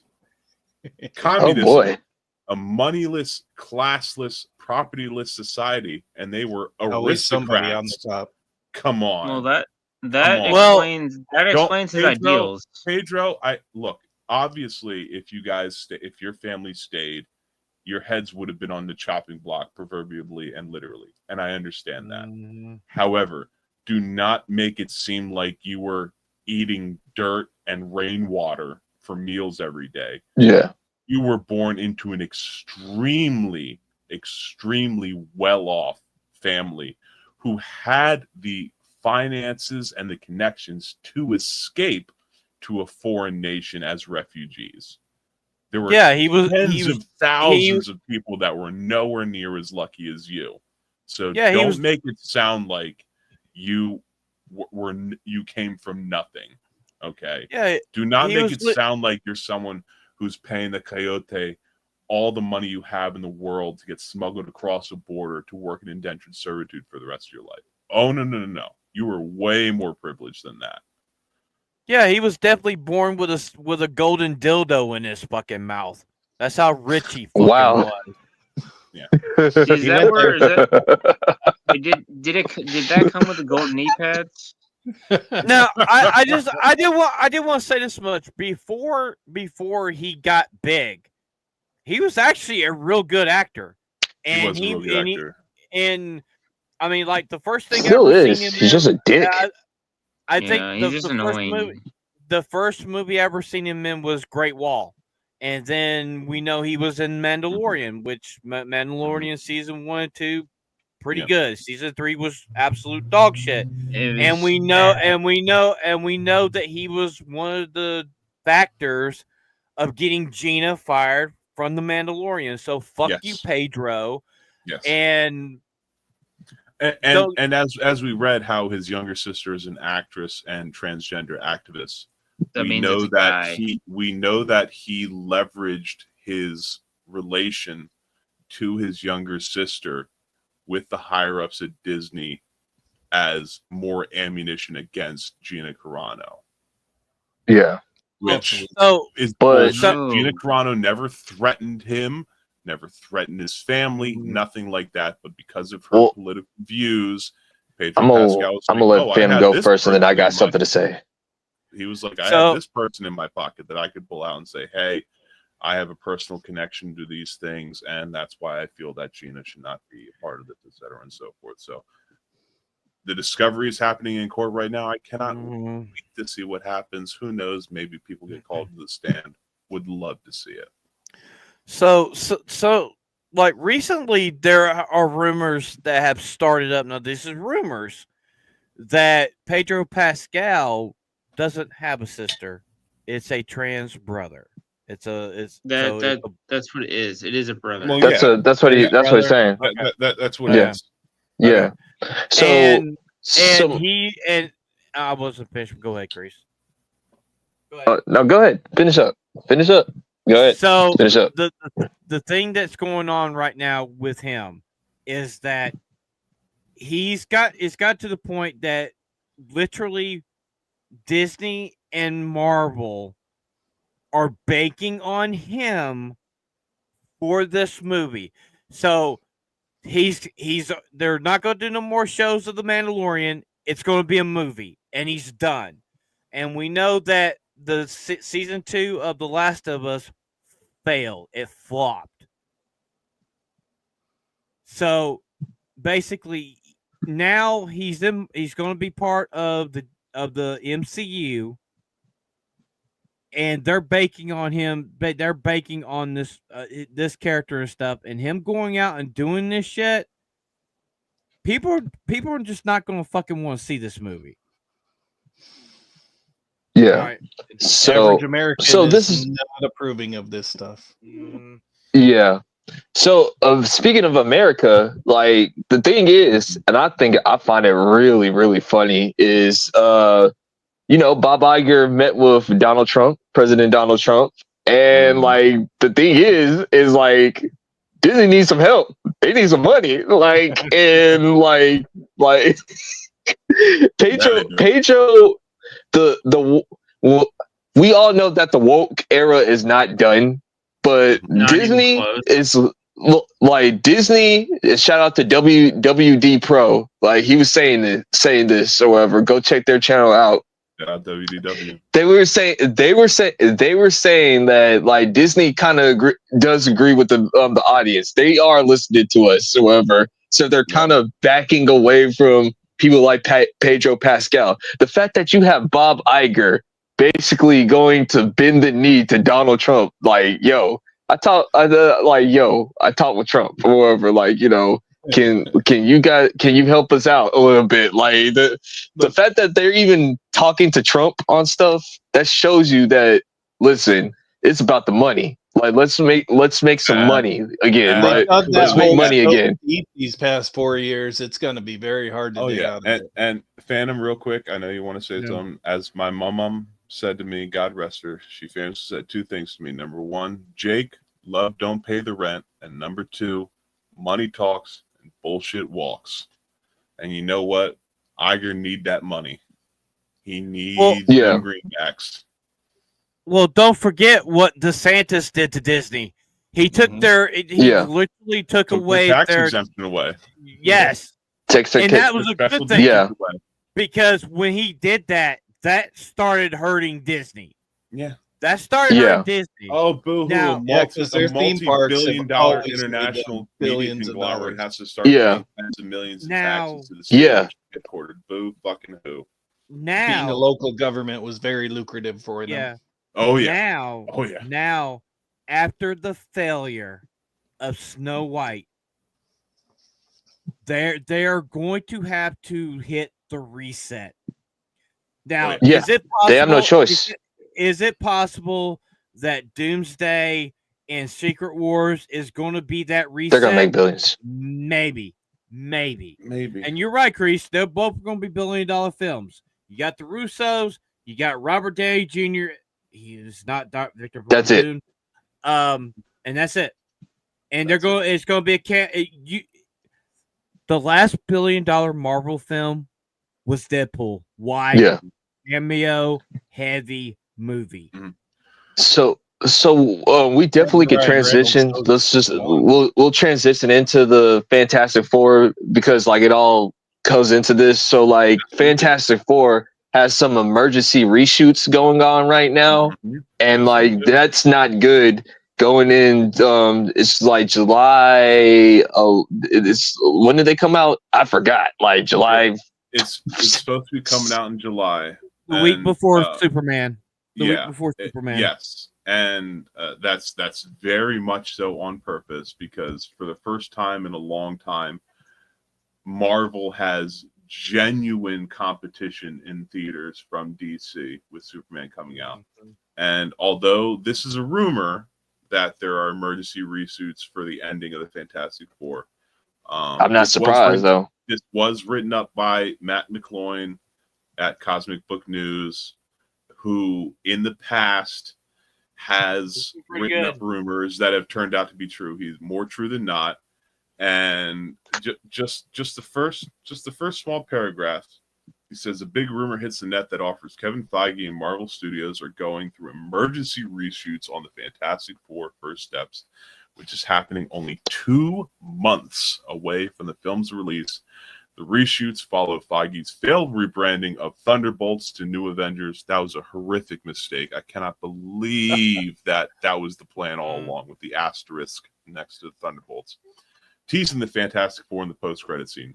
Thunderbolts is currently bombing at the box office, much like what happened with Captain America Brave New World, which ties into the Fantastic Four reshoot rumors below as well. And the reshoots also follow the less than well-received Fantastic Four trailer, revealing the first look at Julia Garner as Silver Surfer. All of this is supposed to lead into the Avengers Doomsday, so Marvel needs a hit with Fantastic Four this summer. And if you scroll down further in the article, if you want to look at it, there are spoilers for the ending of the movie, both the ending that was shown and potentially what the new ending that they're going to film might be. I'm not going to share that here. However, in regards to what was stated about how this is coming out right before Superman, there was a picture going around showing that in less than 2 days, the Superman trailer got, I think, 21 million views on the trailer, compared to the Fantastic Four First Steps trailer, which had been out for 4 weeks at that point and only had 18 million views. So Fantastic Four has just never been that franchise. And I said, listen, I think Fantastic Four, the MCU Fantastic Four, my opinion, it's going to make a little bit of money. I think it will make a little bit of money. I don't think it's going to be like in the billions of dollars or anything like that, but I think it might make some money at the box office or whatever. But maybe 500, 600 million. I'll say 6. I feel like they'd want more, but it would certainly be enough. In my opinion, it would probably be enough to pay for, obviously, the movie, the marketing, and potentially the reshoots. But they certainly wanted to make like $1 billion. They certainly want to turn. They don't want to just make their money back. They need this to be big. Because the Thunderbolts didn't help them out. The Black Captain America didn't help them out. You got Daredevil that was a flop. No, it didn't even show up in the Neeson ratings or whatever. Marvel right now is not Disney. I'm just talking about Marvel. They need a win. And I don't think this is going to be their win or whatever. Like, they're going to have a small victory or whatever. I think it gets like a little, like you guys said, about 600 million. Yeah. Okay, I don't know. Okay, so some of the rumors that have been swirling around these reshoots, they could be removing the female Silver Surfer. Could be. That seems like it'd be very difficult. It's my understanding that the female Silver Surfer is not just introduced in like the final big part. Like, she's throughout the entire thing. In the movie. She's in the whole entire movie. It would be a massive undertaking to remove her. But that's a rumor. But also, they're saying that they could be bringing Norrin Rad, the true Silver Surfer, and putting him into the movie, because that's fine. However, this is like a huge. My theory has always been that they've seen how the backlash for the female Silver Surfer. I guarantee they're going to give the Silver Surfer ability to transform into a dude. Okay. That's I can see that. If you guys are interested in that potential outcome, like I said in this article, when you scroll down, about halfway down and get through the rest of it. There are some spoilers in there for what the ending Yeah. was and what the new ending that they're reshooting potentially might be. Go for it. And don't that care. kind of could lean into what Phantom just said. Maybe not exactly the way Phantom put it, but possibly in that way. So, like I said, not going to spoil it here, but the article's right here. You can look it up. You can read it for yourself. You'll be all set. I was gonna say, like, since we're still on Marvel news, like, Jake, can you, like, because once again, it's all gonna come all back together, but like, so we already know after the Secret Wars, basically after Secret Wars, it's all gonna be reset, and we're gonna have the X-Men take over. Yes. And I already did a video on this. I don't know if it got posted. It got posted today. If not a big deal. Yeah. It'll be out tomorrow. Okay. I've been No on big crunch deal. For other No, not a big deal.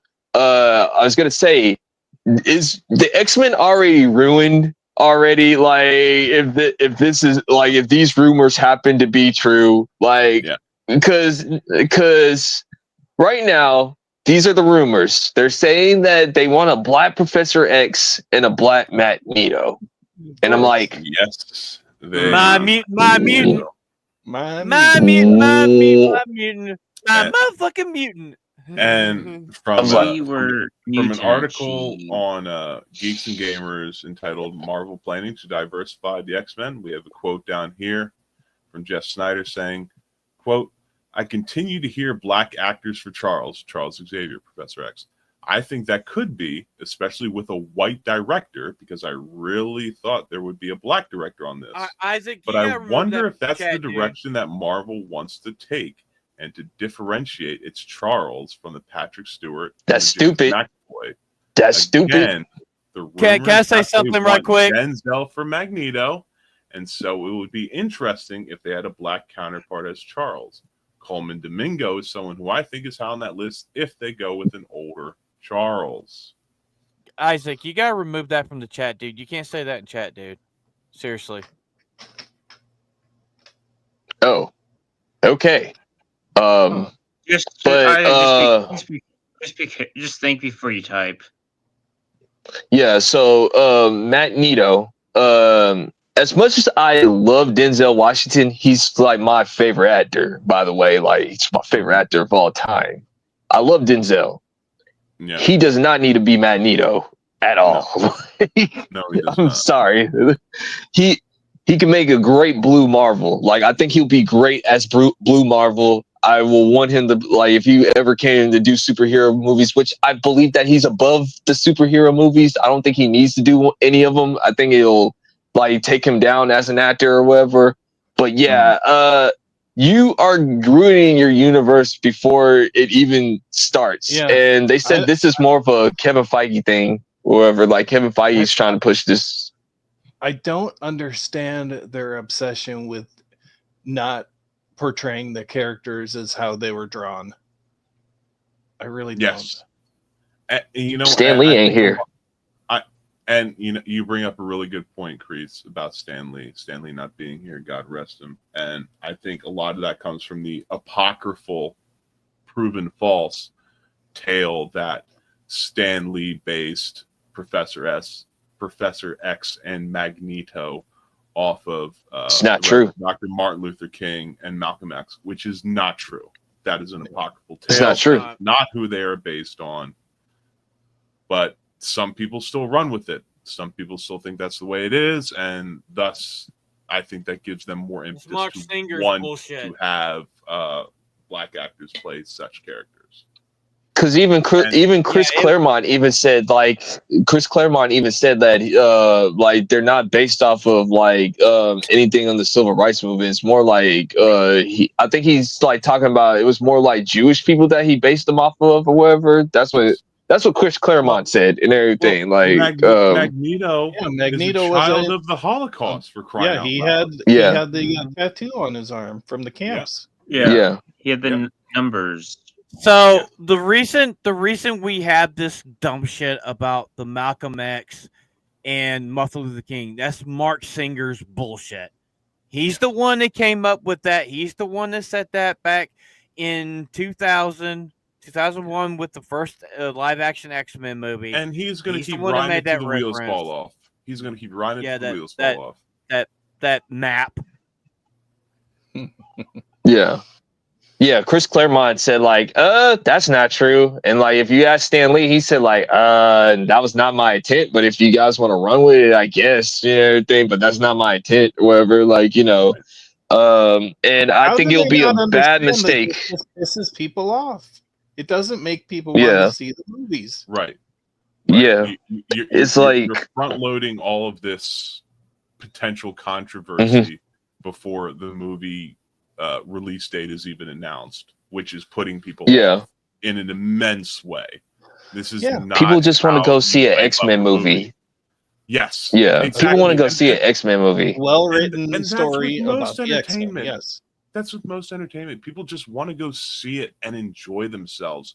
They don't want to be front loaded with all of this political and sociological back and forth agenda for 6 months, a year, 2 years before the movie comes out. They want to see the trailer, they want to be excited, they want to go see the movie, and that's that. And there are rumors saying, like, I forgot to post the article, but like there's rumors saying that like Bob Iger and Kevin Feige are actually fighting over this movie right now, like on like if they're supposed to be black or not and everything. Like, you know, Bob Iger is coming from the standpoint of like, dude, you are failing with Marvel right now. I should fire you right now. But like, you're the only one that I trust with the ship or whatever. You need to bring us back to making money. So like, don't do the race swaps. Like, it's not going good. No one likes it. It doesn't make any sense or whatever. You know the reason why? You know the reason why they're doing this, making them black, is because of Black Panther, because of Kevin Feige never wanted Black Panther in the first place, and they're pushing him to do more black characters. That's what they're doing. They're pushing him to do more. Well, he never cares about black superheroes or whatever. Like I've said this plenty of times. Look at Blade. Look at Blade. I was just about to toss that to you, Kreese, because that is something that you've repeated over and over again, that Kevin Feige just does not care about black superheroes. He just doesn't care. It doesn't matter to him.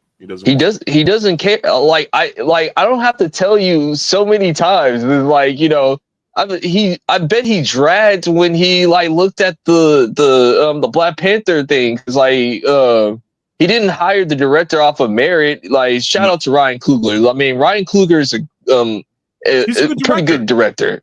Yeah, he's a good director or whatever. Good movies. Oh yeah, he's directed some good movies, but like as long as he's not directing superhero movies.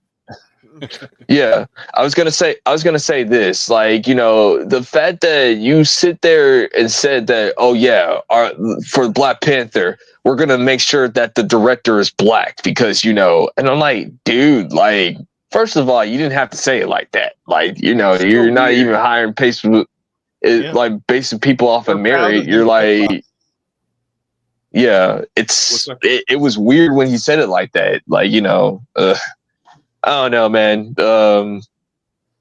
Marvel is in a weird position, and I guess we can like move on to DC, like with the Superman stuff or whatever. Superman, like, you're going to get early access if you have Prime Television, and yeah, you can watch the movie. You can watch the movie like a little bit earlier than everybody else, and like you can get your tickets.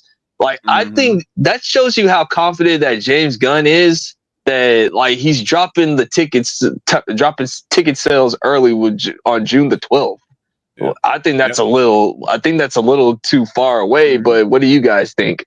Well, according to comicbookmovie.com, they're saying that they have some new details on the weeks leading up to Superman's release in theaters, including when tickets are currently set to go on sale, and plans for early fan screenings before July 11th. Do we know they're going to be is there going to be a popcorn bucket with this? Yeah. Like Chris Gore said, it's supposed to be crypto or whatever. So my question about this is, if they have this plan to have early fan screenings in the weeks before the official release on July 11th, is this something that either A, is going to be very much curated to, the people that are going to have access are going to be people that are going to like it either way? Or is it that they are so confident that people are going to love this movie that they want to make that hype train just steam through the station? Okay, so I think it's going to be confidence. Go ahead, Finn. What I'm thinking is the people that are getting the early access are going to be like YouTubers, critics, and Friendly they're going to have critics. friendly critics. Yes, Cornboi. Yeah. And when the movie drops is when the embargo will be over with. So, like, they're going to have certain people go in, look at it, give it positive reviews when the embargo's over with, and talk about it. That's usually how this works. Okay. Do I think I think they're going to give it to loyal fans who are literally, James Gunn tards, and they're going to go in and they're going to let them watch it, and they know are going to be friendly, and they're going to be like, "Hey, this movie is great. Go watch it." That's what they're going to do. Yeah. Oh yeah. It's a classic. It's classic central. with James Gunn, because James Gunn did this with Guardians of the Galaxy 2. I mean, Guardians 3. And I'm not surprised he's doing it here, because there's been so much backlash over trailers, over leaks. Yeah. And he it's like this. This is his make or break in this franchise. If this movie bombs, which I don't think it will, it's not going to be $1 billion film, but it's going to make its money. If this bombs, Gunn is done in Hollywood. That's how. Really? Yes. You think he'd be Because done? I mean, it's been less than a year since he was headhunted to be the head of DC's movies. It'll set a bad precedence, but I don't think it'll be done. I don't think he'll be done, whatever. I think his reputation might be very, very, very. It'll take a hit. It'll take a hit. It'll take a hit. Yeah, because Superman's easy to write. It's easy. He's got the layup with this. Yeah, plenty of source material. Yeah, there is. Okay, easy to write.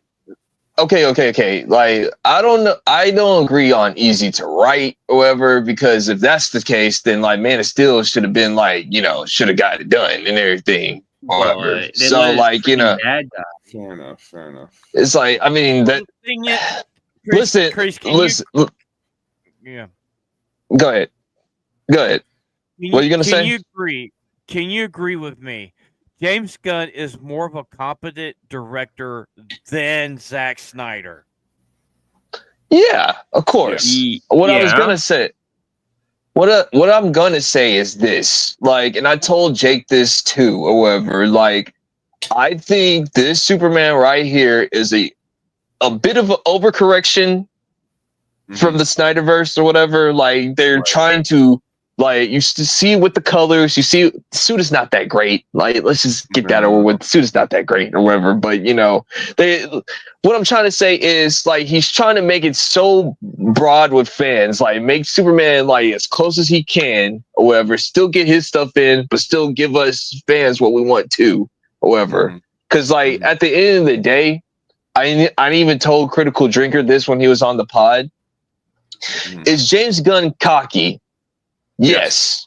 Does he have the right to be cocky? Kind of. Yeah. I mean, like, I mean, most of his stuff is either really good or watchable, or like just okay. Like, I never had like a bad something saying that it was horribly bad with James Gunn for most people or whatever. Right before he got picked off by DC, Disney basically begged him to come back to do Guardians 3, and he came back, he did it, and boom, $1 billion. Almost $1 billion, like 800 million. Nearly. Yeah, almost. So. Yeah. But So that's why I said it's like it had it had issues or whatever.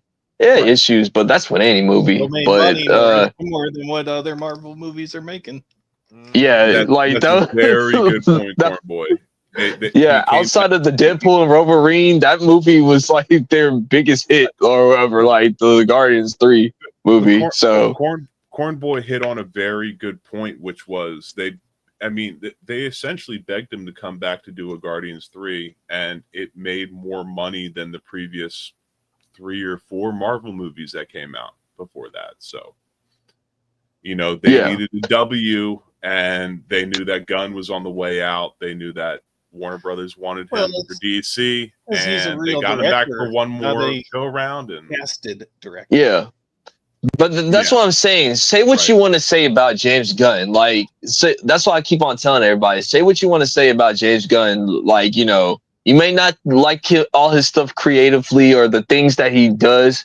The dude knows how to turn it on when he needs to turn it on or whatever. Like, he's basically saying, I can show you better than I can tell you or whatever. Like, So that's why I just said, like, I know we all make fun of him in the James Gunn, starring James Gunn, the James Gunn universe, or whatever. But to a certain extent, the man can be a little bit cocky because he's pretty much that good, or whatever. Like, you got to give people their props, or whatever. That's how I say it, or whatever. But I agree with Phantom, or whatever. Like, this is a big one for him. If Superman doesn't do good, we got questions. So, like, I don't know what to say. I don't know what to say. Right. I mean, So, are we? Final topic. Is that all our topics? Final topic. We got one more. topic. It's the Batman Part 2 thing. And I just wanted to say this, and I'll give it to you guys and see what your guys' final thoughts on it. So, because Superman is riding on Superman. If Superman does good, this is how I feel. I think the Batman Part 2 could be part of the James Gunn universe because there's actually and me and my friends were looking at this, there's a certain scene from inside the Superman trailer that's from the Batman Part 2 where they showed Gotham, the suburban part of Gotham that's in there or whatever, with Christopher Reeve's son talking about Gotham City or whatever. They're showing they took that clip from the Batman Part 2 and it's actually confirmed that's from the Batman Part 2. I mean from the first Batman or whatever. So those rumors of maybe Batman Part 2 might be a thing, and then let's just say the Batman Part 2 does happen, you could still do Batman Brave and the Bold and you could just do a time skip or whatever. That's how I see it, or whatever, in my opinion. It wouldn't be too hard. I agree. The way I agree as well. If I may, real quick, just a real quick call back to earlier in the show where we were speaking about how if there's no script, they're not going to move an inch until the script is ready. According to Cosmic Book News, Batman 2 is not canceled, and Matt Reeves says the script is ready. It is done. It is ready to be filmed. There's no more work that needs to be done on it. The script is there. It's there. It's ready to be filmed. So there's no excuses. There's no excuses now. The script is ready. Let's get it going. Let's make it happen. Even Robert Pattinson says, dude, I'm ready for the filming. Everybody's ready for the film and everything. It should have started filming 9 months ago. Yeah. Yeah, but that Christmas they were having teasers about it. They were releasing teasers on Twitter about, it's going to take place in Christmas and things like that, So that's why I just said I think the Batman Part 2 might be part of the DCU or whatever, because if Superman does good or whatever, and that clip was actually confirmed to be part of the first Batman that's in the James Gunn universe where Christopher Reeve's son is talking about Gotham City or whatever, the suburban part of Gotham City. If this does good, I think Robert Pattinson might be in the DCU or whatever. I really think so. However, So the way Go ahead, I'm Jake. sorry. I was just going to say real quick that if James Gunn has like a 10 or 15 year plan like Feige did for Marvel, Pattinson is at the right age where he can continue to age up as Batman and move into different eras of Batman, if you will. You know, potentially aging up a decade from now into like Dark Knight Returns era. So I've talked about this before. I feel they already have a Batman in Robert Pattinson. Let him be the new DCU Batman. Just let him be the character. Just go ahead, let Matt Reeves direct him into this world. All right. Put him in there. You already have him. You don't need to cast another Batman. You got a Batman. I think it's retarded that if they want to keep these separated. Yeah. I mean, it could be a backstory for the DCU's Batman, you know, and then James Gunn can take him over as an older Batman or whatever. Absolutely. Absolutely. Yeah. I mean, the Batman was basically like a year two. Yeah, it was like a year two. I was going to say it was like an additional adaptation of like Batman Year One. It was just add an extra year on. He's still he's sophomore in it, but he's he's getting the handle of it. And that's why I'm saying if there's like a 10-year plan for these movies, we could very much move into an older, experienced Batman a number of years down the line. And I think and change up the brave and the bold a little bit to accommodate for that. It'd be very easy, and with the success of the first Batman, it's very feasible. It could work. Yeah, because the thing is, go ahead. Because the thing is, David Zaslav saw how the Penguin did good. He's looking at dollar signs and everything, and he probably told James Gunn, because I don't think this is James Gunn's thing. I think it's coming from the higher ups. Yeah, I don't think it's James Gunn's idea. I think it's like David Zaslav saying, like, I don't care what you have to do to get Matt Reeves' universe inside this universe. You need to make it happen. I don't care how you do it. Make it. So, like, because if you look at Matt Reeves, when you bring him up, like, talking about, like, if the universe is connected, he kind of just smiles and kind of like, I mean, it's separate. Like, me and James talked about it separate. Nah, that's negotiation tactics of, I have a number and everything. I have a number, and like I told my friends, you can try to say that this is like they won't take this thing over, but everybody has a number. You throw enough money in front of a man, they're gonna start buck dancing, bruh. Like they'll do anything, whatever. I don't care how prestige the director is. Like you throw him a couple great dollars to have life-changing money. Yeah, they'll give up. Matt Reeves will make the Batman part of the Gunn's universe or whatever. Because I think James Gunn doesn't even want two Batmans and everything. Like he understands that there'll be too many comparisons. It'd be way too confusing as well. It's like this. Yeah, they canceled Superman and Lois, which was a good fucking Superman show, TV show. Yeah, everybody who watched it loved it. Yeah, and it's like you're gonna have two Batman. You practice what you fucking preach. If you're gonna have two Batman, you should at least kept Tyler Hoechlin as Superman on fucking TV, because that show was fucking good. Okay, let's just do this. For assuming they kept Superman and Lois, and you have Robert Pattinson as that version of Superman. I mean that version of Batman and Tyler Hoechlin as the Superman. You could have done two different universes.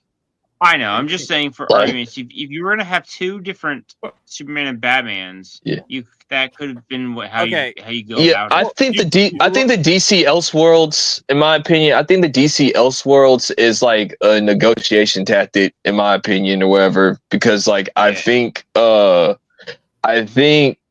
James wants Robert Pattinson, because they asked Robert Pattinson, like, hey brother, like if you have a chance to be part of the DCU, would you take it? He said, yeah, in a heartbeat. Yeah, I don't mind playing playing the DCU Batman if they have me or whatever. So I think they're talking with Matt Reeves. I know David Zaslav wants it in the James Gunn universe. Right. And like I know James Gunn, he won't say it out loud, but he knows that he probably needs Robert Pattinson as his Batman because once again, they don't want to do two Batmans because you don't want to compete or whatever. You know what I'm saying?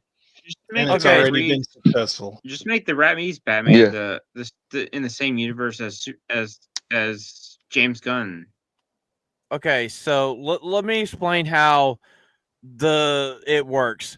So the TV, so like the shows like the Arrowverse and Superman Lois, that's part of the TV universe, and the movies is a totally separate universe. That's how they do it. It's Yeah. not like Marvel where the TV shows tie into the movies. Are connected.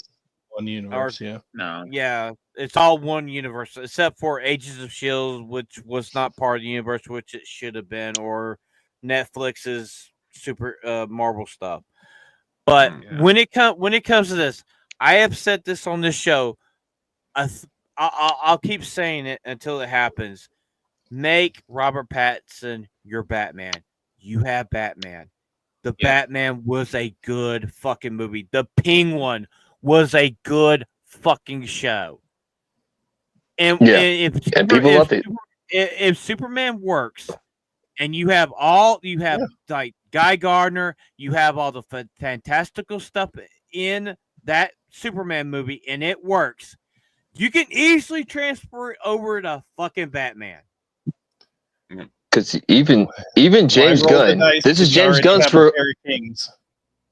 This is what James Gunn even said. Like he says, not every show has to match the tone. He said, like in his universe, like if I'm bringing you on as a director, it doesn't have to match. It doesn't have to match the tone.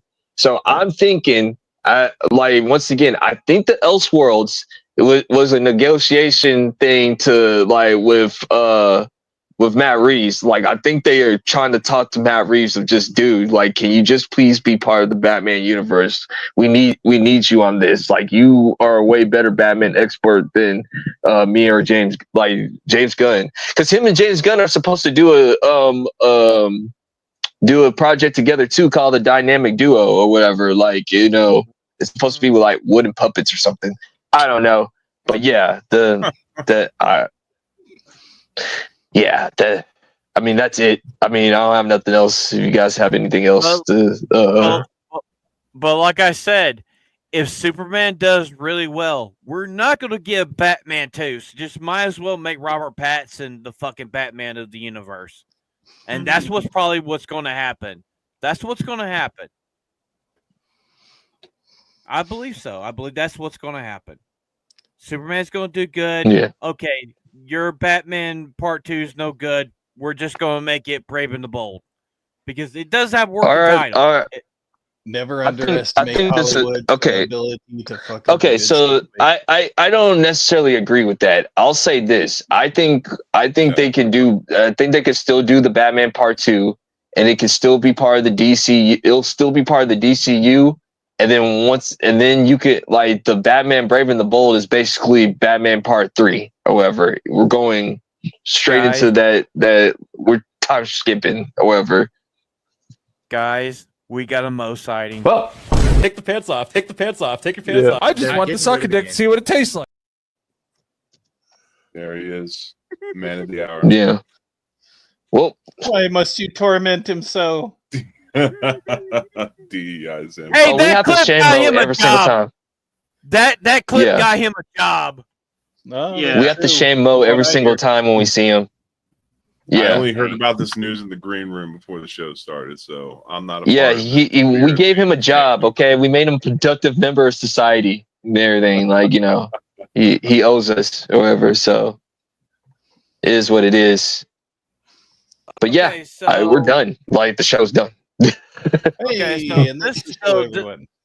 so this is the part where we do recommendations, and I'm just gonna go ahead and recommend Godzilla versus Megalon from the 70s, It's yeah. free on YouTube. It's easy to find. Mhm. And so there's some programming notes. So Saturday night, anime with the homies. We're gonna have Sophie on because Vagabond is on assignment at MomoCon. Mhm. And next week, we won't be having a guest because I believe Crease, you have an announcement for next week. Yeah, I do. All right, you're up. Very good. Oh, I'm next. Okay. Yes, you are, good sir. So for the homies, anime with the homies. So yeah, I'll be there. It's gonna be good to have Sophie back or wherever. Like, hopefully maybe permanent. I'm just kidding. Yeah, what I got coming up is like I won't be at Dallas Expo this year. Like, unfortunately, I won't be going to Dallas Expo this year. Yeah, I know. But I will be in New Jersey for the Cobra Kai convention. So I'm going to be out there chilling with the kings of pop culture. So, like, if you're in New Jersey and you want to say what's up to your boy, I'll be out there for that convention there.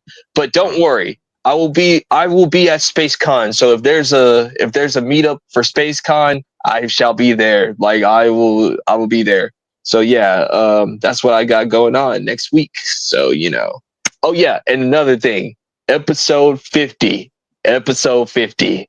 I will, don't worry. I gotta get with the people. But when I have that information and if it's confirmed, I will announce it and everything. I will announce it. Episode 50. Girls. And you guys think Drinker was a big grab for us? Wait till you find out who this cat's gonna be. Yeah. So, yeah, Ebo, what you got going on? I have my usual Monday, Tuesday videos, and unless something else, and Wednesday is my stream, my with Sophie, and then here, and the anime, and then the anime channel, and the anime stream. So that's usually talking about any drama in Asia or Korea. And I'm gonna my recommendation is actually a show I'm watching right now. It's called, not right now, but was watching. It's called the Story of Pearl Girl. Story of Bet. It's a Chinese drama. So Oh yeah, I forgot to my recommendation, Lilo and Stitch. Yeah, go check that out, and I'll be watching the movie in my friend's honor. Like, shout out to my boy Rob G. RP. RP to my boy Rob G. Like, I'm watching this movie in his honor. So yeah, just one quick thing, like, self-deletion is a mofo. And guys, if you are feeling some type of way, please reach out to somebody that you trust or care for. Don't, like, even if our Discord, don't be afraid to talk to any one of us. Like, if you're feeling those type of ways, please talk to us. Like, you are loved and you're awesome. So yeah, I just wanted to do that quick announcement. Amen. So Amen. So Jake, what you got going on? Well, for myself, as you guys know, I'm a busy man. Next few weeks are still going to be quite busy. As I said, finishing moving my wife up here to the U.S., getting all her stuff up here, getting her cats to adapt. As always, I will be here Thursdays, 8 p.m. Eastern Standard Time for the homies. You better believe it. I am back and I am here. I'm hoping that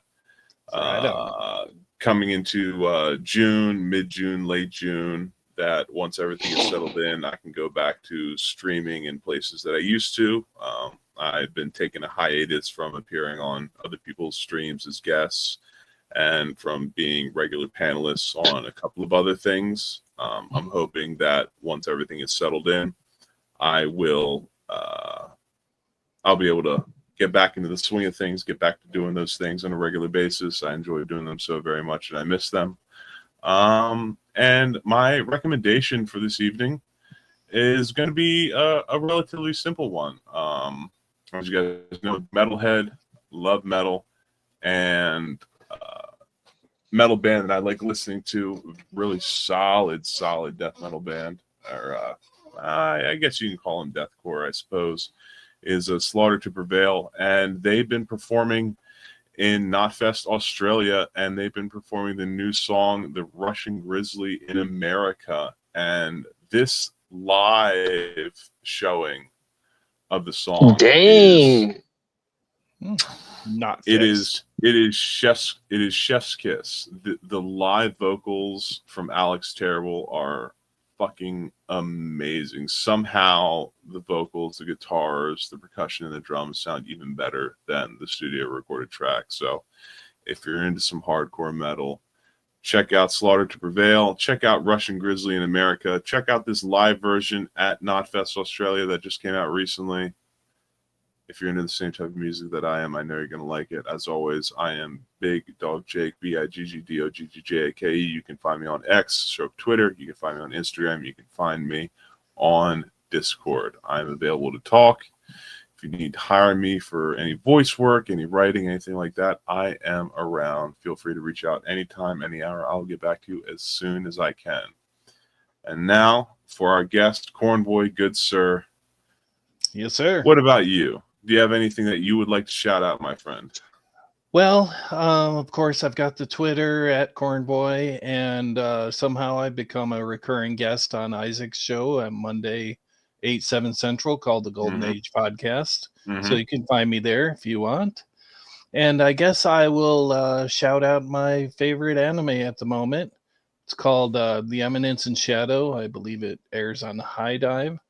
It's about a guy who gets born again in another world with magic, and it's kind of a comedy because he's OP, but he doesn't know it, and he creates a I guess you would call army to fight against a made-up cult, but it turns out the cult is real and the army's real. The whole time he thinks they're just acting for him, and so all this stuff goes on behind the scenes, and every now and then he'll dress up as the army leader and foil the cult's plans, but he thinks it's all a show the whole time.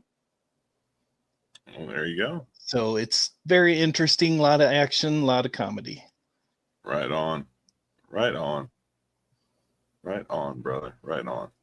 Cornboi, thank you so much for coming on. We really appreciate it. Man.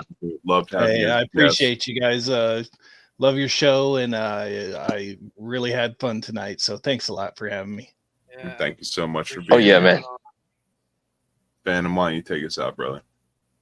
And before I run the outro, we got some words of advice from our good friend Vagabond.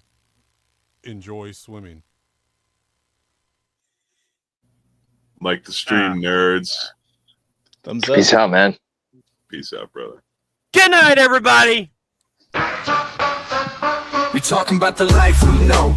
Lasting vibes, the good times flow. Homies gather, let the stories grow. Screaming loud, let the wisdom show.